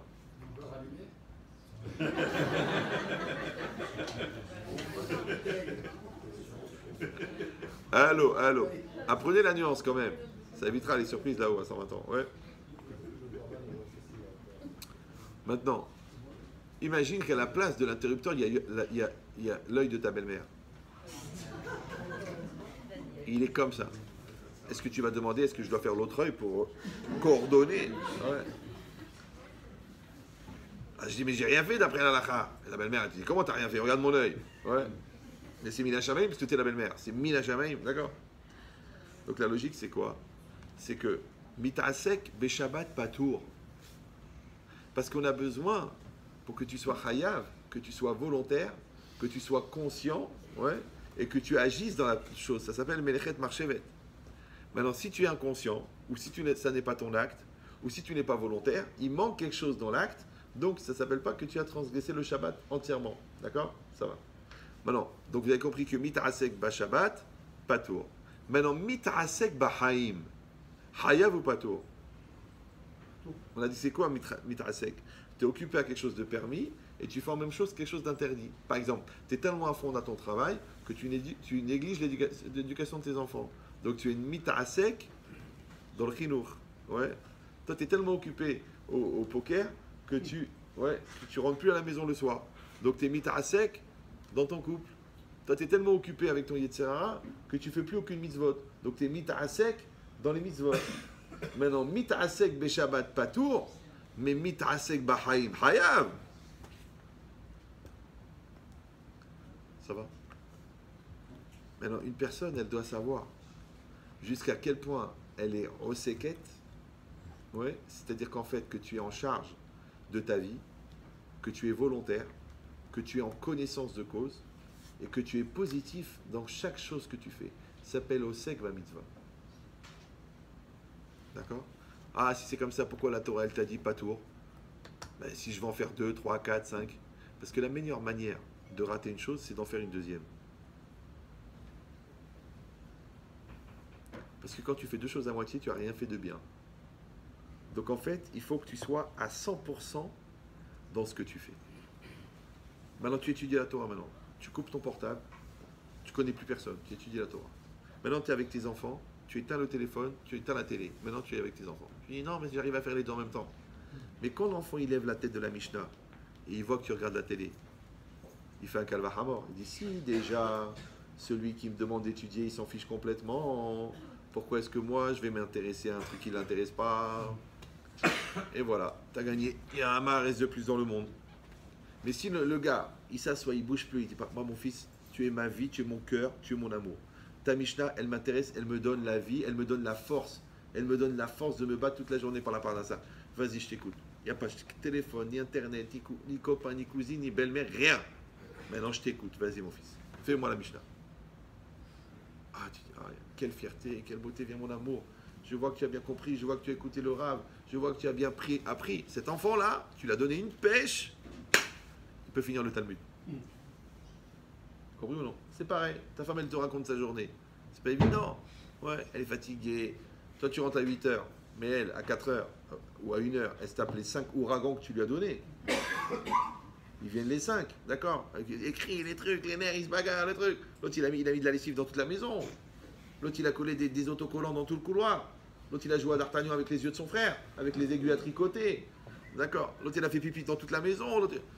Et toi, tu arrives à 8 heures. Oh, je suis fatigué, le repas est prêt. Et l'autre, elle est au bord de la mort. En plus, elle est enceinte, elle a un ventre comme ça. Elle est sur le canapé au bord de l'évanouissement, on dirait une baleine échouée. D'accord? Et toi, tu rentres, tu dis oh, j'espère que le repas, il est prêt. Elle est épuisée. Elle a donné la douche à tous, on fait les devoirs. Elle a préparé un repas, elle est attardée, elle l'a mis au frigo. Alors elle te dit tout est au frigo. Et toi, du coup, tu n'as plus faim. C'est vrai que le frigo, ça jette un froid. D'accord?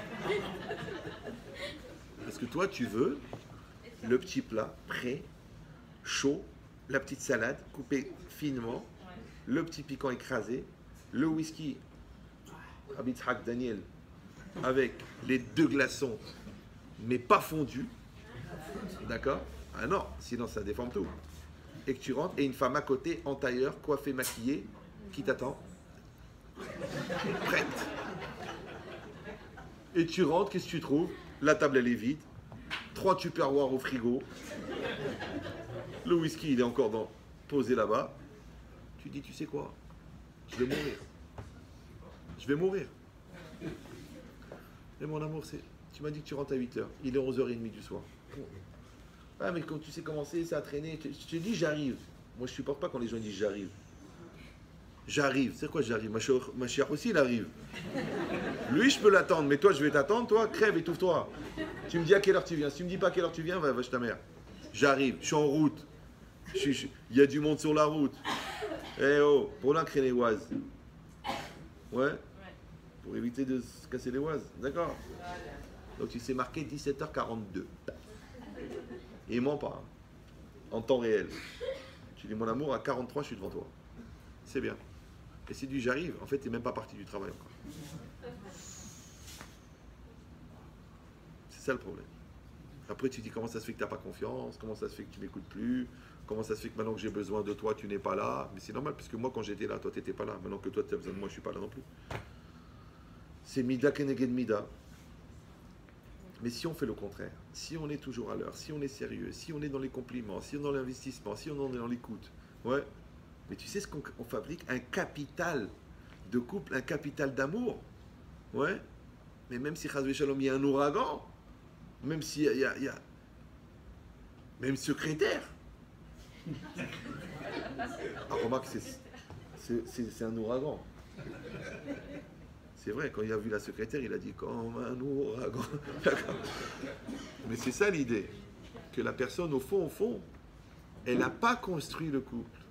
Elle n'a pas construit les enfants. Il faut que tu amènes les enfants à la choupa et puis je suis tranquille. L'enfant, il a bien étudié, il a bien travaillé, il a bien préparé. Tu dis, papa, je vais 6 mois à Shanghai, je suis tranquille. Tu dis, papa, je pars à l'Yeshiva, je suis tranquille. Mais s'il est feu follet, manque de confiance, tête en l'air, fumeur de vitamines illégales, c'est normal que tu as peur. Pourquoi? Parce que le travail n'a pas été fait. Et c'était quoi le travail? Le travail, c'était très simple. Chaque jour, le bon Dieu, il t'a posé devant toi un programme, et ce programme, il fallait l'appliquer à 100% en tant que Osek, mais Bar Mitzvah. Quand tu l'as fait en tant que Osek Bar Mitzvah, tu as mis le bon Dieu avec toi. Donc le bon Dieu, il va continuer à être le père, malgré que le fils, il a 5000 km. Et le bon Dieu, il va enlever les mauvaises idées de la tête de ta femme, et le bon Dieu, il va enlever les mauvaises idées de la tête de ton mari. C'est pas évident. Il est à Shanghai, d'accord? Il y a 10 heures de décalage. Les copains gars, ils disent, bon, on sort. Ils vont dans une boîte, Loranenou. Ouais. Il n'y a que des femmes toutes nues. Et lui, qu'est-ce qu'il a fait? Eh bien, il ne s'est pas réveillé, il s'est endormi sur le canapé, ils sont partis, ils l'ont laissé.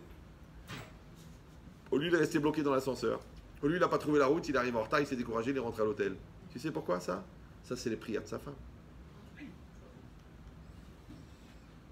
C'est ça que l'Agma a dit à Marabi Hanilai, l'Agma dans Yivamot, Tafsamer Gimel Amoudbet, Amar Rabbi Hanilai, à Adam, à Sharoui, Bloisha, Sharoui, Blochoma. Un homme qui n'a pas de femme n'a pas de muraille. Ouais, c'est-à-dire que la Da'aga, le souci de la femme, c'est une protection pour le mari. Mais la protection, il a fallu la construire, la muraille.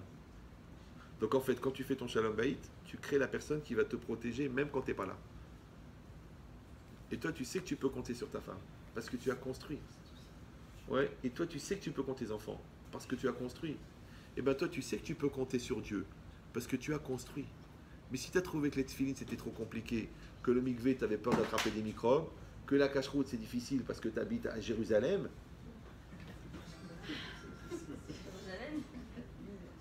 Jérusalem, en Lituanie. Ouais. Il y a des gens comme ça. C'est difficile pour moi, j'habite à Jérusalem, je suppose. Ouais. Ah, mais à Charim en plus, ouais. Mais l'idée c'est quoi? C'est que la personne, en fin de compte, elle n'a pas utilisé la réalité pour devenir Osek Bar Mitzvah. Maintenant, quand on a réussi à faire ça, en fait, notre personne, elle a changé.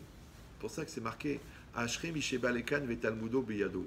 Heureux celui qui vient ici et son étude dans sa main. Normalement, on apprend de cette Gemara qu'un homme, quand il va arriver à 120 ans là-haut, le bon Dieu, il va l'interroger sur l'étude de la Torah. Et on va nous poser des questions pour savoir combien on connaît la Torah. Ouais. Parce que les gens ils croient qu'il n'y a que les rabbins qui sont interrogés. Tous les juifs sont interrogés. Attends, mais je ne connais même pas la paracha de la semaine. Bon, bah tu vas te taper une chouma cosmique infinie. D'accord? Donc, la personne, elle doit connaître la Torah. Mais, donc c'est ça. Ashre Misheba Lekan, heureux celui qui vient ici, c'est-à-dire au Olam Haba, Ve Talmudo Beyado, il a son étude dans la main. Il la connaît, il a appris. Une fois, Rav Moshe Feinstein, il sortait d'une voiture en Amérique. Alors, Moshe Feinstein, c'était un grand baki de l'halakha, un spécialiste de l'halakha, ouais. Il a écrit Gerot Moshe, il a écrit plein de sfarim. C'était un génie. Et il y a quelqu'un qui a sorti un petit bout de papier comme ça. Il a dit Rav, parce qu'il voyait qu'il allait partir. Rav, juste une question. Voilà, moi j'habite ici, là il y a une rue comme ça, il y a une rue, une impasse ici. Mais l'entrée elle est par là, l'entrée elle est par là, une entrée par là. Est-ce que j'ai le droit de faire un hérouf Shabbat? Est-ce que j'ai le droit de faire un hérouf pour pouvoir porter Shabbat entre les deux bâtiments? Le Rav il a regardé comme ça, il a fait Mouta. Il y avait un côté un monsieur un petit peu vieux comme ça, un religieux, il lui a dit Mazé lifso kacha alacha beilchot iruvin kacha barechov alanaya. Il a dit comment est-ce qu'on peut être posé avec une halakha comme ça de Hérouv, que c'est très compliqué, dans la rue comme ça sur un bout de papier? Genre il s'est énervé, comment le Rav il a pu faire ça? Alors Moshe il a regardé, il a dit quand on a fait 400 fois le Shulchan Aruch, on peut faire ça.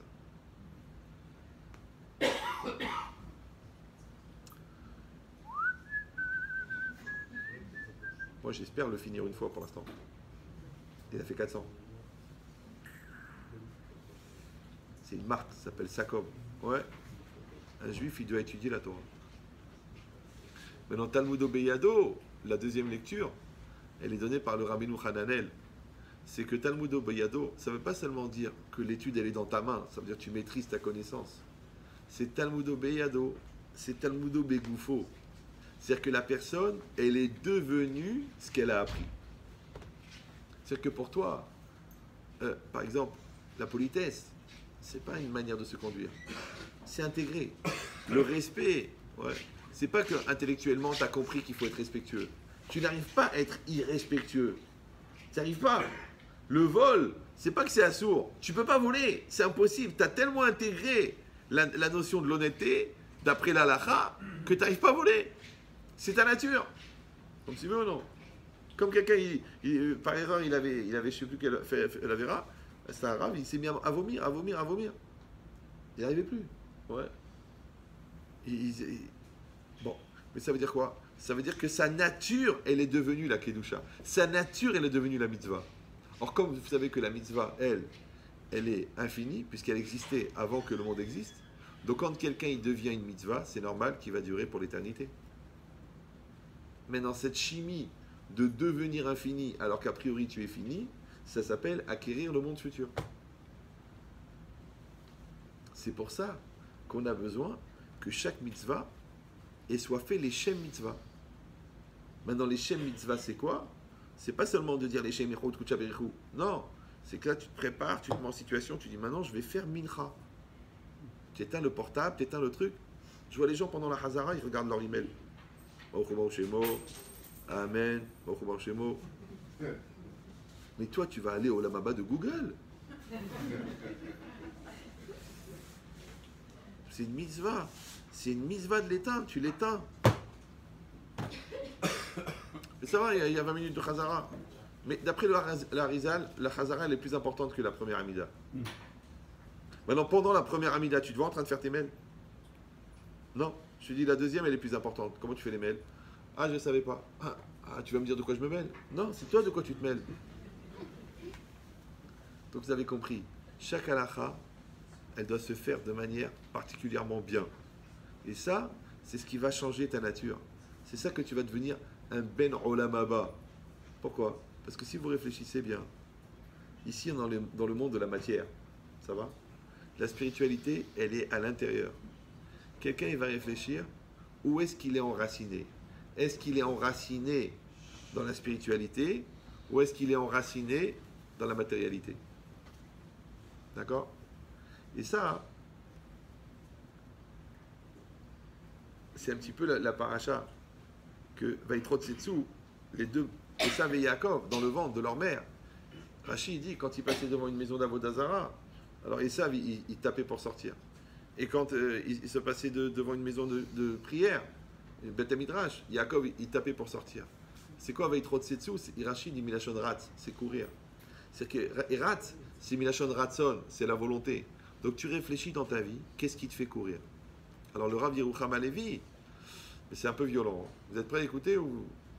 Il dit, quand tu marches dans la rue, tu ne penses à rien. Regarde qu'est-ce qui cherche tes yeux. L'autre, il va chercher les décolletés. L'autre, il va chercher l'occasion de faire une mitzvah. L'autre, il va chercher le feu rouge et les voitures qui passent, parce qu'il fait attention à la sécurité.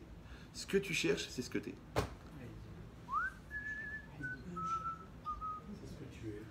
Et ce que tu es, c'est là où tu es enraciné. Et si tu es enraciné dans la matérialité, comment tu crois que tu vas le monde futur? Donc en fait, toute la vie, on s'enracine. C'est ça pour ça qu'on dit Ariou ben olam haba ber olam hazé. Ouais. Il est déjà apte et fils du olam haba dans ce monde-ci. Un rave, il m'avait dit une autre chose. Il m'a dit, tu t'allonges, tu penses à rien pendant une demi-heure. Et après, la première pensée qui te vient, qu'est-ce qui vient? J'ai faim, j'ai envie de faire une avéra, j'ai envie d'étudier la Torah. La première chose qui te vient, quand tu as enlevé toute ta personne, c'est ta nature. Et ta nature, elle te dit où tu es. Maintenant, ta nature, elle a été constituée par l'ensemble de tes actes. Si la majorité de tes actes est dans la Gashmiout, ta nature est dans la Gashmiout. Maintenant, si ta majorité est dans la Gashmiout, comment tu crois que tu vas à l'Olam Haba? Parce qu'il n'y a pas de Gashmiout. Tu vas t'ennuyer à mourir. Alors, Baruch Hashem, on est vivant. Ouais. Et Baruch Hashem, qu'on a la possibilité de le faire. Donc, je suis en train de vous dire simplement que on doit se débrouiller, que ce qu'on fait, on le fait.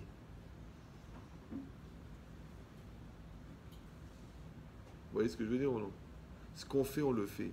Donc, quand tu fais à manger, fais-le avec plaisir.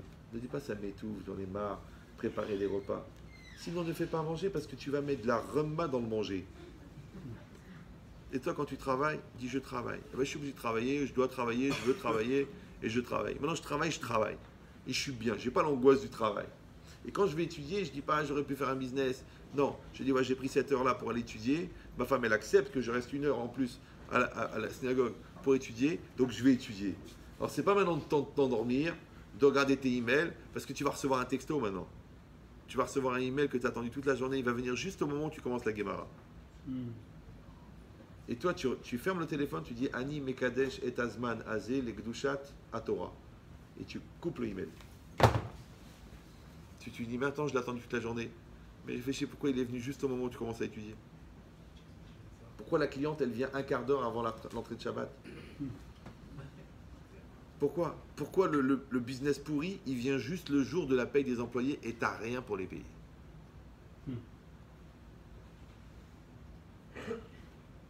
Donc tu vois que le Yetzara n'est pas mort.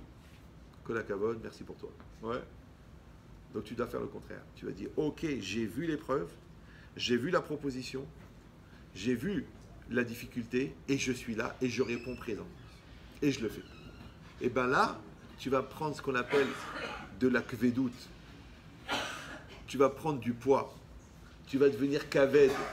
Mais pas kaved dans le sens lourd. Kaved dans le sens kavod. Tu vas devenir mechoubad. Le contraire, ouais, il dit Rav Yerucham Levi, Vaya'asku ba'hevel, Vayahavlu.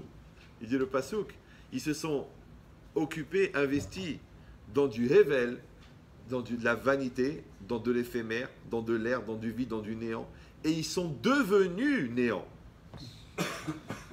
Donc si vous avez compris ça, vous avez compris qu'en fait, on devient ce à quoi on est occupé. Même à Paris, moi, quand je reçois des couples, très rarement maintenant, parce que je suis trop fatigué, je les reçois à la maison. Maintenant, j'aurais pu faire un cabinet à Paris. J'aurais pu dire à quelqu'un, donne-moi ton cabinet, le soir, ils viennent à la maison.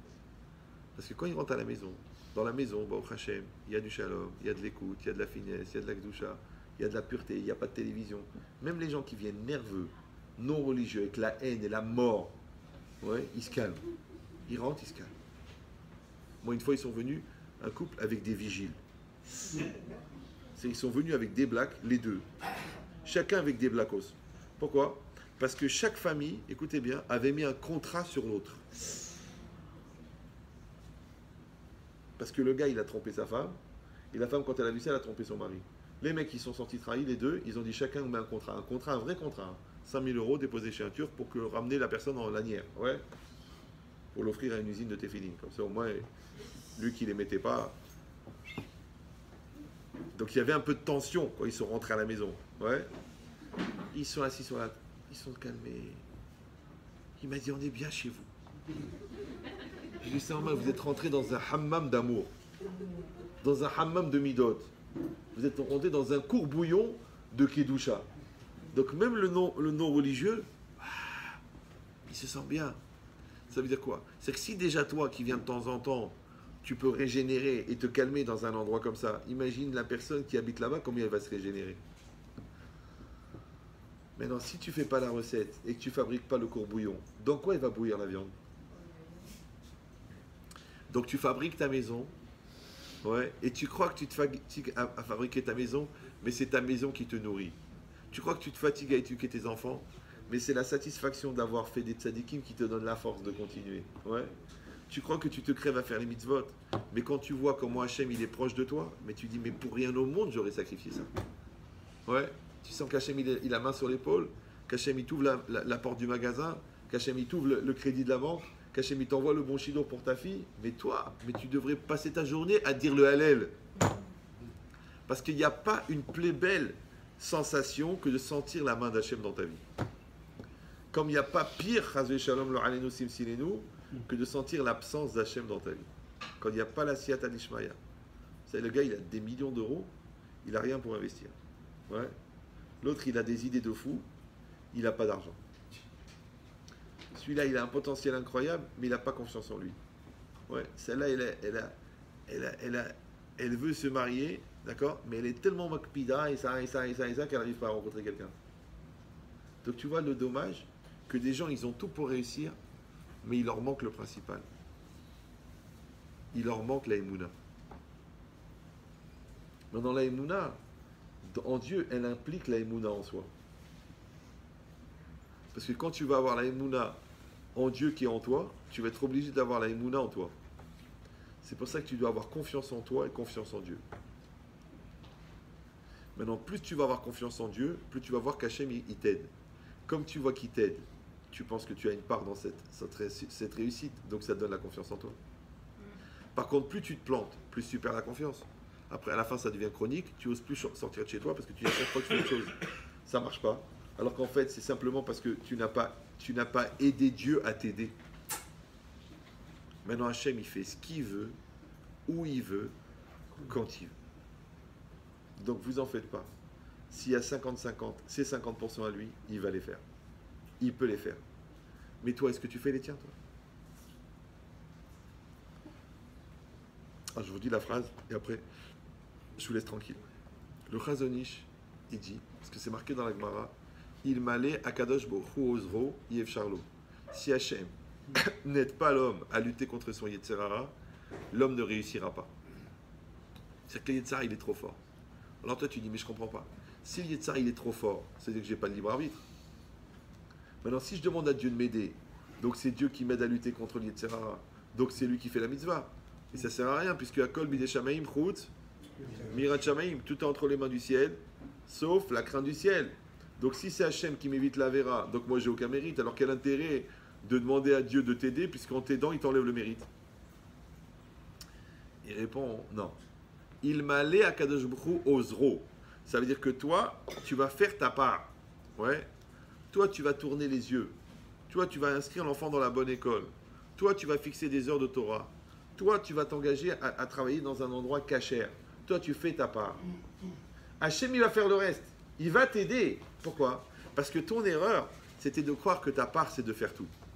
Ta part, c'est pas de faire tout. Maintenant, je vais vous dire, tu sais combien c'est notre part? Notre part, c'est 10%. 10%. Toi, tu prends ton téléphone, il y a 1 million de numéros. Tu appelles un gars, le gars, il signe. Qu'est-ce que tu as fait, toi? Tu n'as rien fait. Tu as décroché ton téléphone. Maintenant, pourquoi tu es tombé sur le bon? Pourquoi justement le mec il avait besoin du produit? Pourquoi tu es tombé justement sur le chef qui lui est décideur qui ne répond jamais au téléphone? Pourquoi justement ils avaient un budget adapté à ta demande? Pourquoi ils ont justement besoin de ce produit? Parce que le produit vient de mourir chez eux. Pourquoi? C'est le bon Dieu qui fait ça. Qu'est-ce que tu as fait toi? 10%. Ça va ou non? Toi tu parles avec l'enfant. Tu as fait 10%. Maintenant, lui, la Yetzirah, la rue, les copains, le shit, la lourdeur, la bêtise, le décolleté de sa copine, les nerfs, le stress, le lachatz, la peur, l'armée, il a tout. Comment tu veux qu'avec tes 10%, parce que les 90%, c'est le bon Dieu qui s'en occupe. Mais attention, il dit le Chazonish, toi, tu fais 10%, le bon Dieu, il fait 90%, mais les 10%, tu dois les faire à 100%. Ça va? Maintenant, il y a deux écoles. Il y en a qui disent que eux, ils font les 100%. Voilà, je suis là. J'assure. Du coup, c'est tellement énorme les 100%, ils se découragent, ils font rien. Après, il y a des gens qui savent que Dieu, il fait les 90%. Donc maintenant, ils sont tellement convaincus que Dieu, il fait les 90%, même les 10%, ils ne les font pas.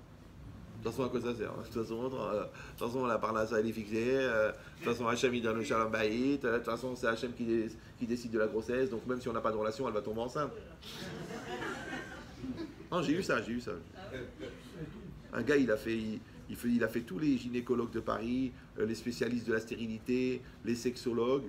Il est venu chez moi. Il m'a dit, Rav Chetrit, on n'arrive pas à avoir d'enfant. Qu'est-ce que vous nous conseillez? Moi, j'ai posé la question la plus idiote du monde. La plus idiote du monde. J'ai dit, mais combien vous avez de relations par mois? Il m'a dit, aucune.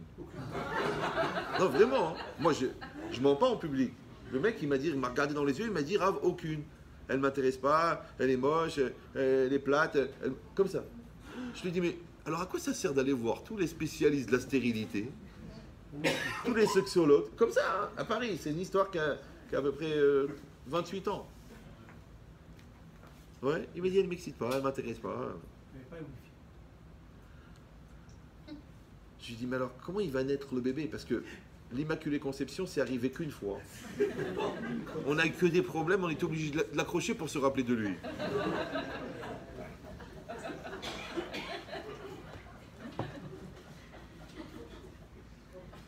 Il me dit, oui, mais là, vous comprenez pas qu'elle elle m'excite pas, elle ne m'intéresse pas. Je dis, alors, à quoi ça sert d'aller voir les sexologues? Eh ben, elle m'a dit qu'on veut qu'on aille voir les spécialistes, on va voir les spécialistes. Mais ils n'ont pas de rapport.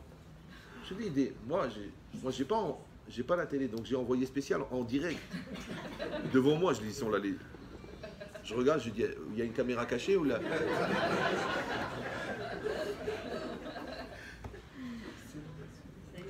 Ça veut dire, tu sais pas jusqu'à quel point le Yetzer Hara, il peut rentrer dans ta vie, que tu ne vis même plus ta vie.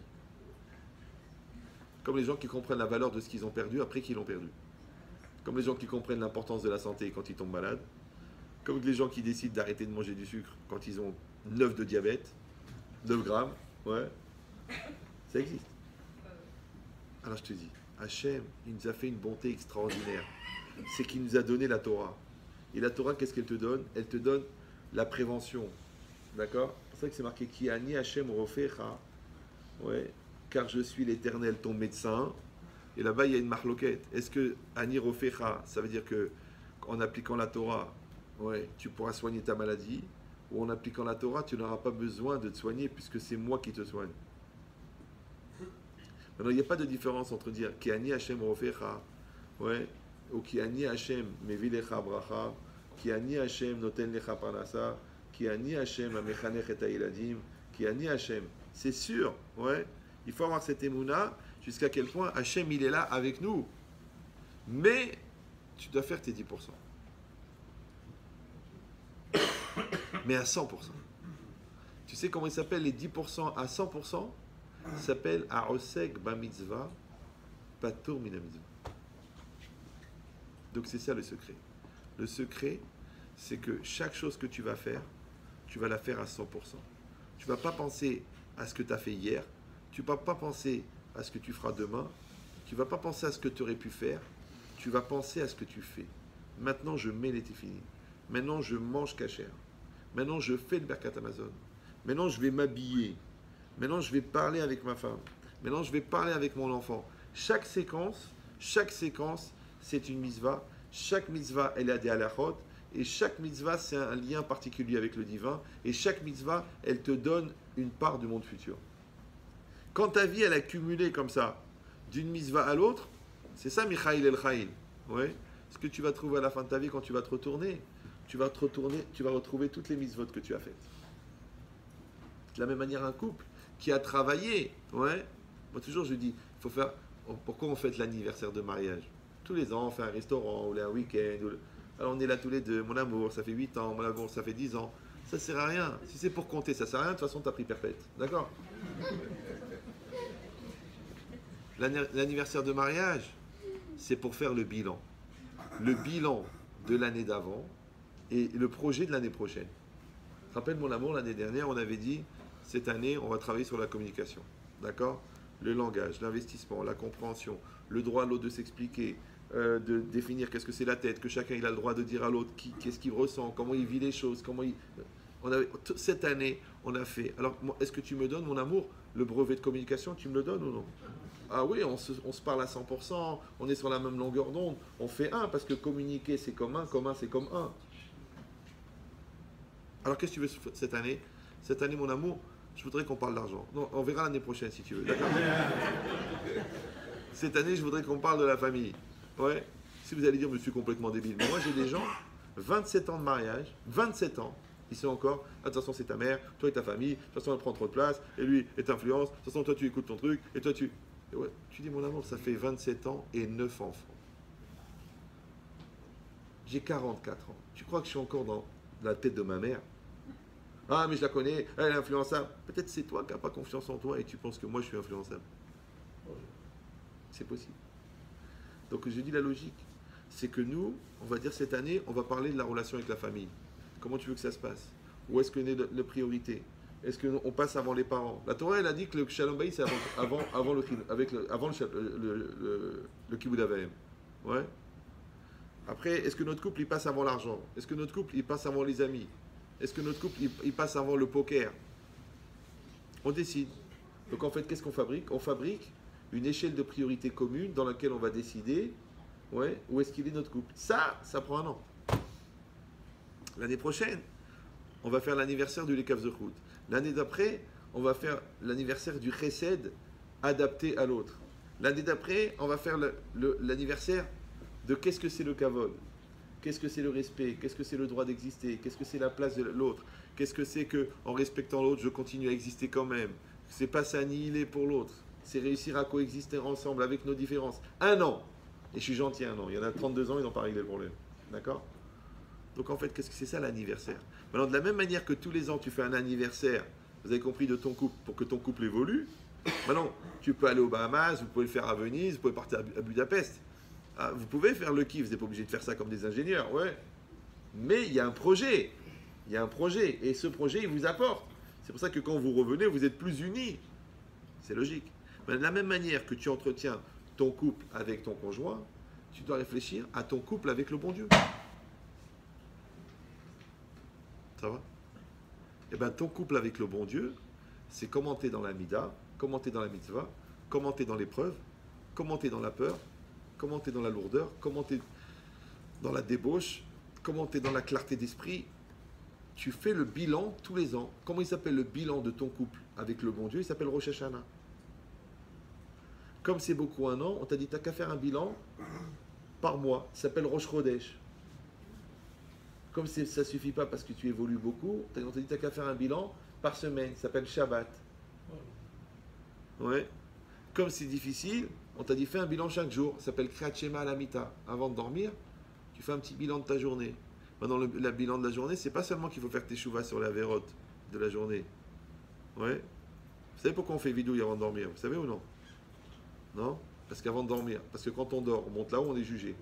Maintenant, toutes les choses sur lesquelles on a fait vidouille, sur lesquelles on a fait chouva, on n'est pas jugé. C'est pour ça que si tu as fait une avéra, il vaut mieux faire vidouille avant de dormir. Tu dis, mais c'est difficile de faire une avéra à 17h et de faire vidouille à 19h. La teshuva, oui. Le repentir, reconnaître la faute. Maintenant, moi, je vous donne un truc. De la même manière qu'il faut faire le vidouille des avérotes, ouais. Le vidouille, c'est l'acte de repentir. Quand on dit, on reconnaît la faute. On dit, j'ai fait ça, j'ai fait ça, j'ai fait ça, j'ai fait ça. Khatati, aviti, faites-le en français. D'accord? Si vous ne comprenez pas. Allô? Donc, moi, je vous donne un conseil. De la même manière qu'on fait le vidouille de sa négation, il faut faire aussi le bilan de son positif. Même si vous ou non. J'ai passé une bonne journée, je suis en bonne santé, ma femme elle m'a accueilli avec le sourire, on n'a pas trop dépensé aujourd'hui, les enfants ils étaient bien, ils ont fait leurs devoirs, j'ai pas oublié de leur dire que je les aime, j'ai réussi à faire les mitzvot comme il fallait, j'ai raté aucune des mitzvot de la journée. Fais le bilan positif.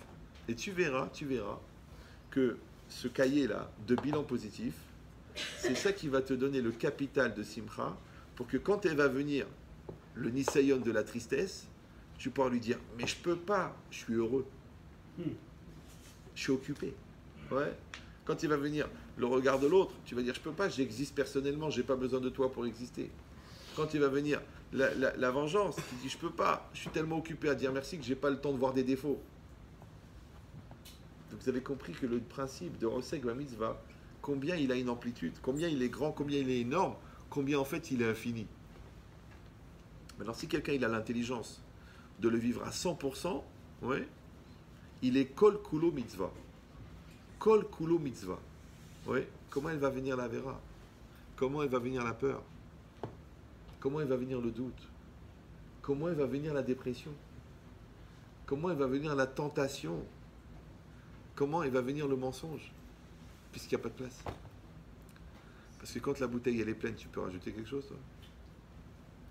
Qu'Hachem y fasse qu'on arrive à bien remplir notre vie avec la Kedusha. Comme ça, quand la Touma elle va venir, on dira il faut trouver quelqu'un d'autre parce que nous, personnellement, on a bien mangé. Chazak ou Baruch.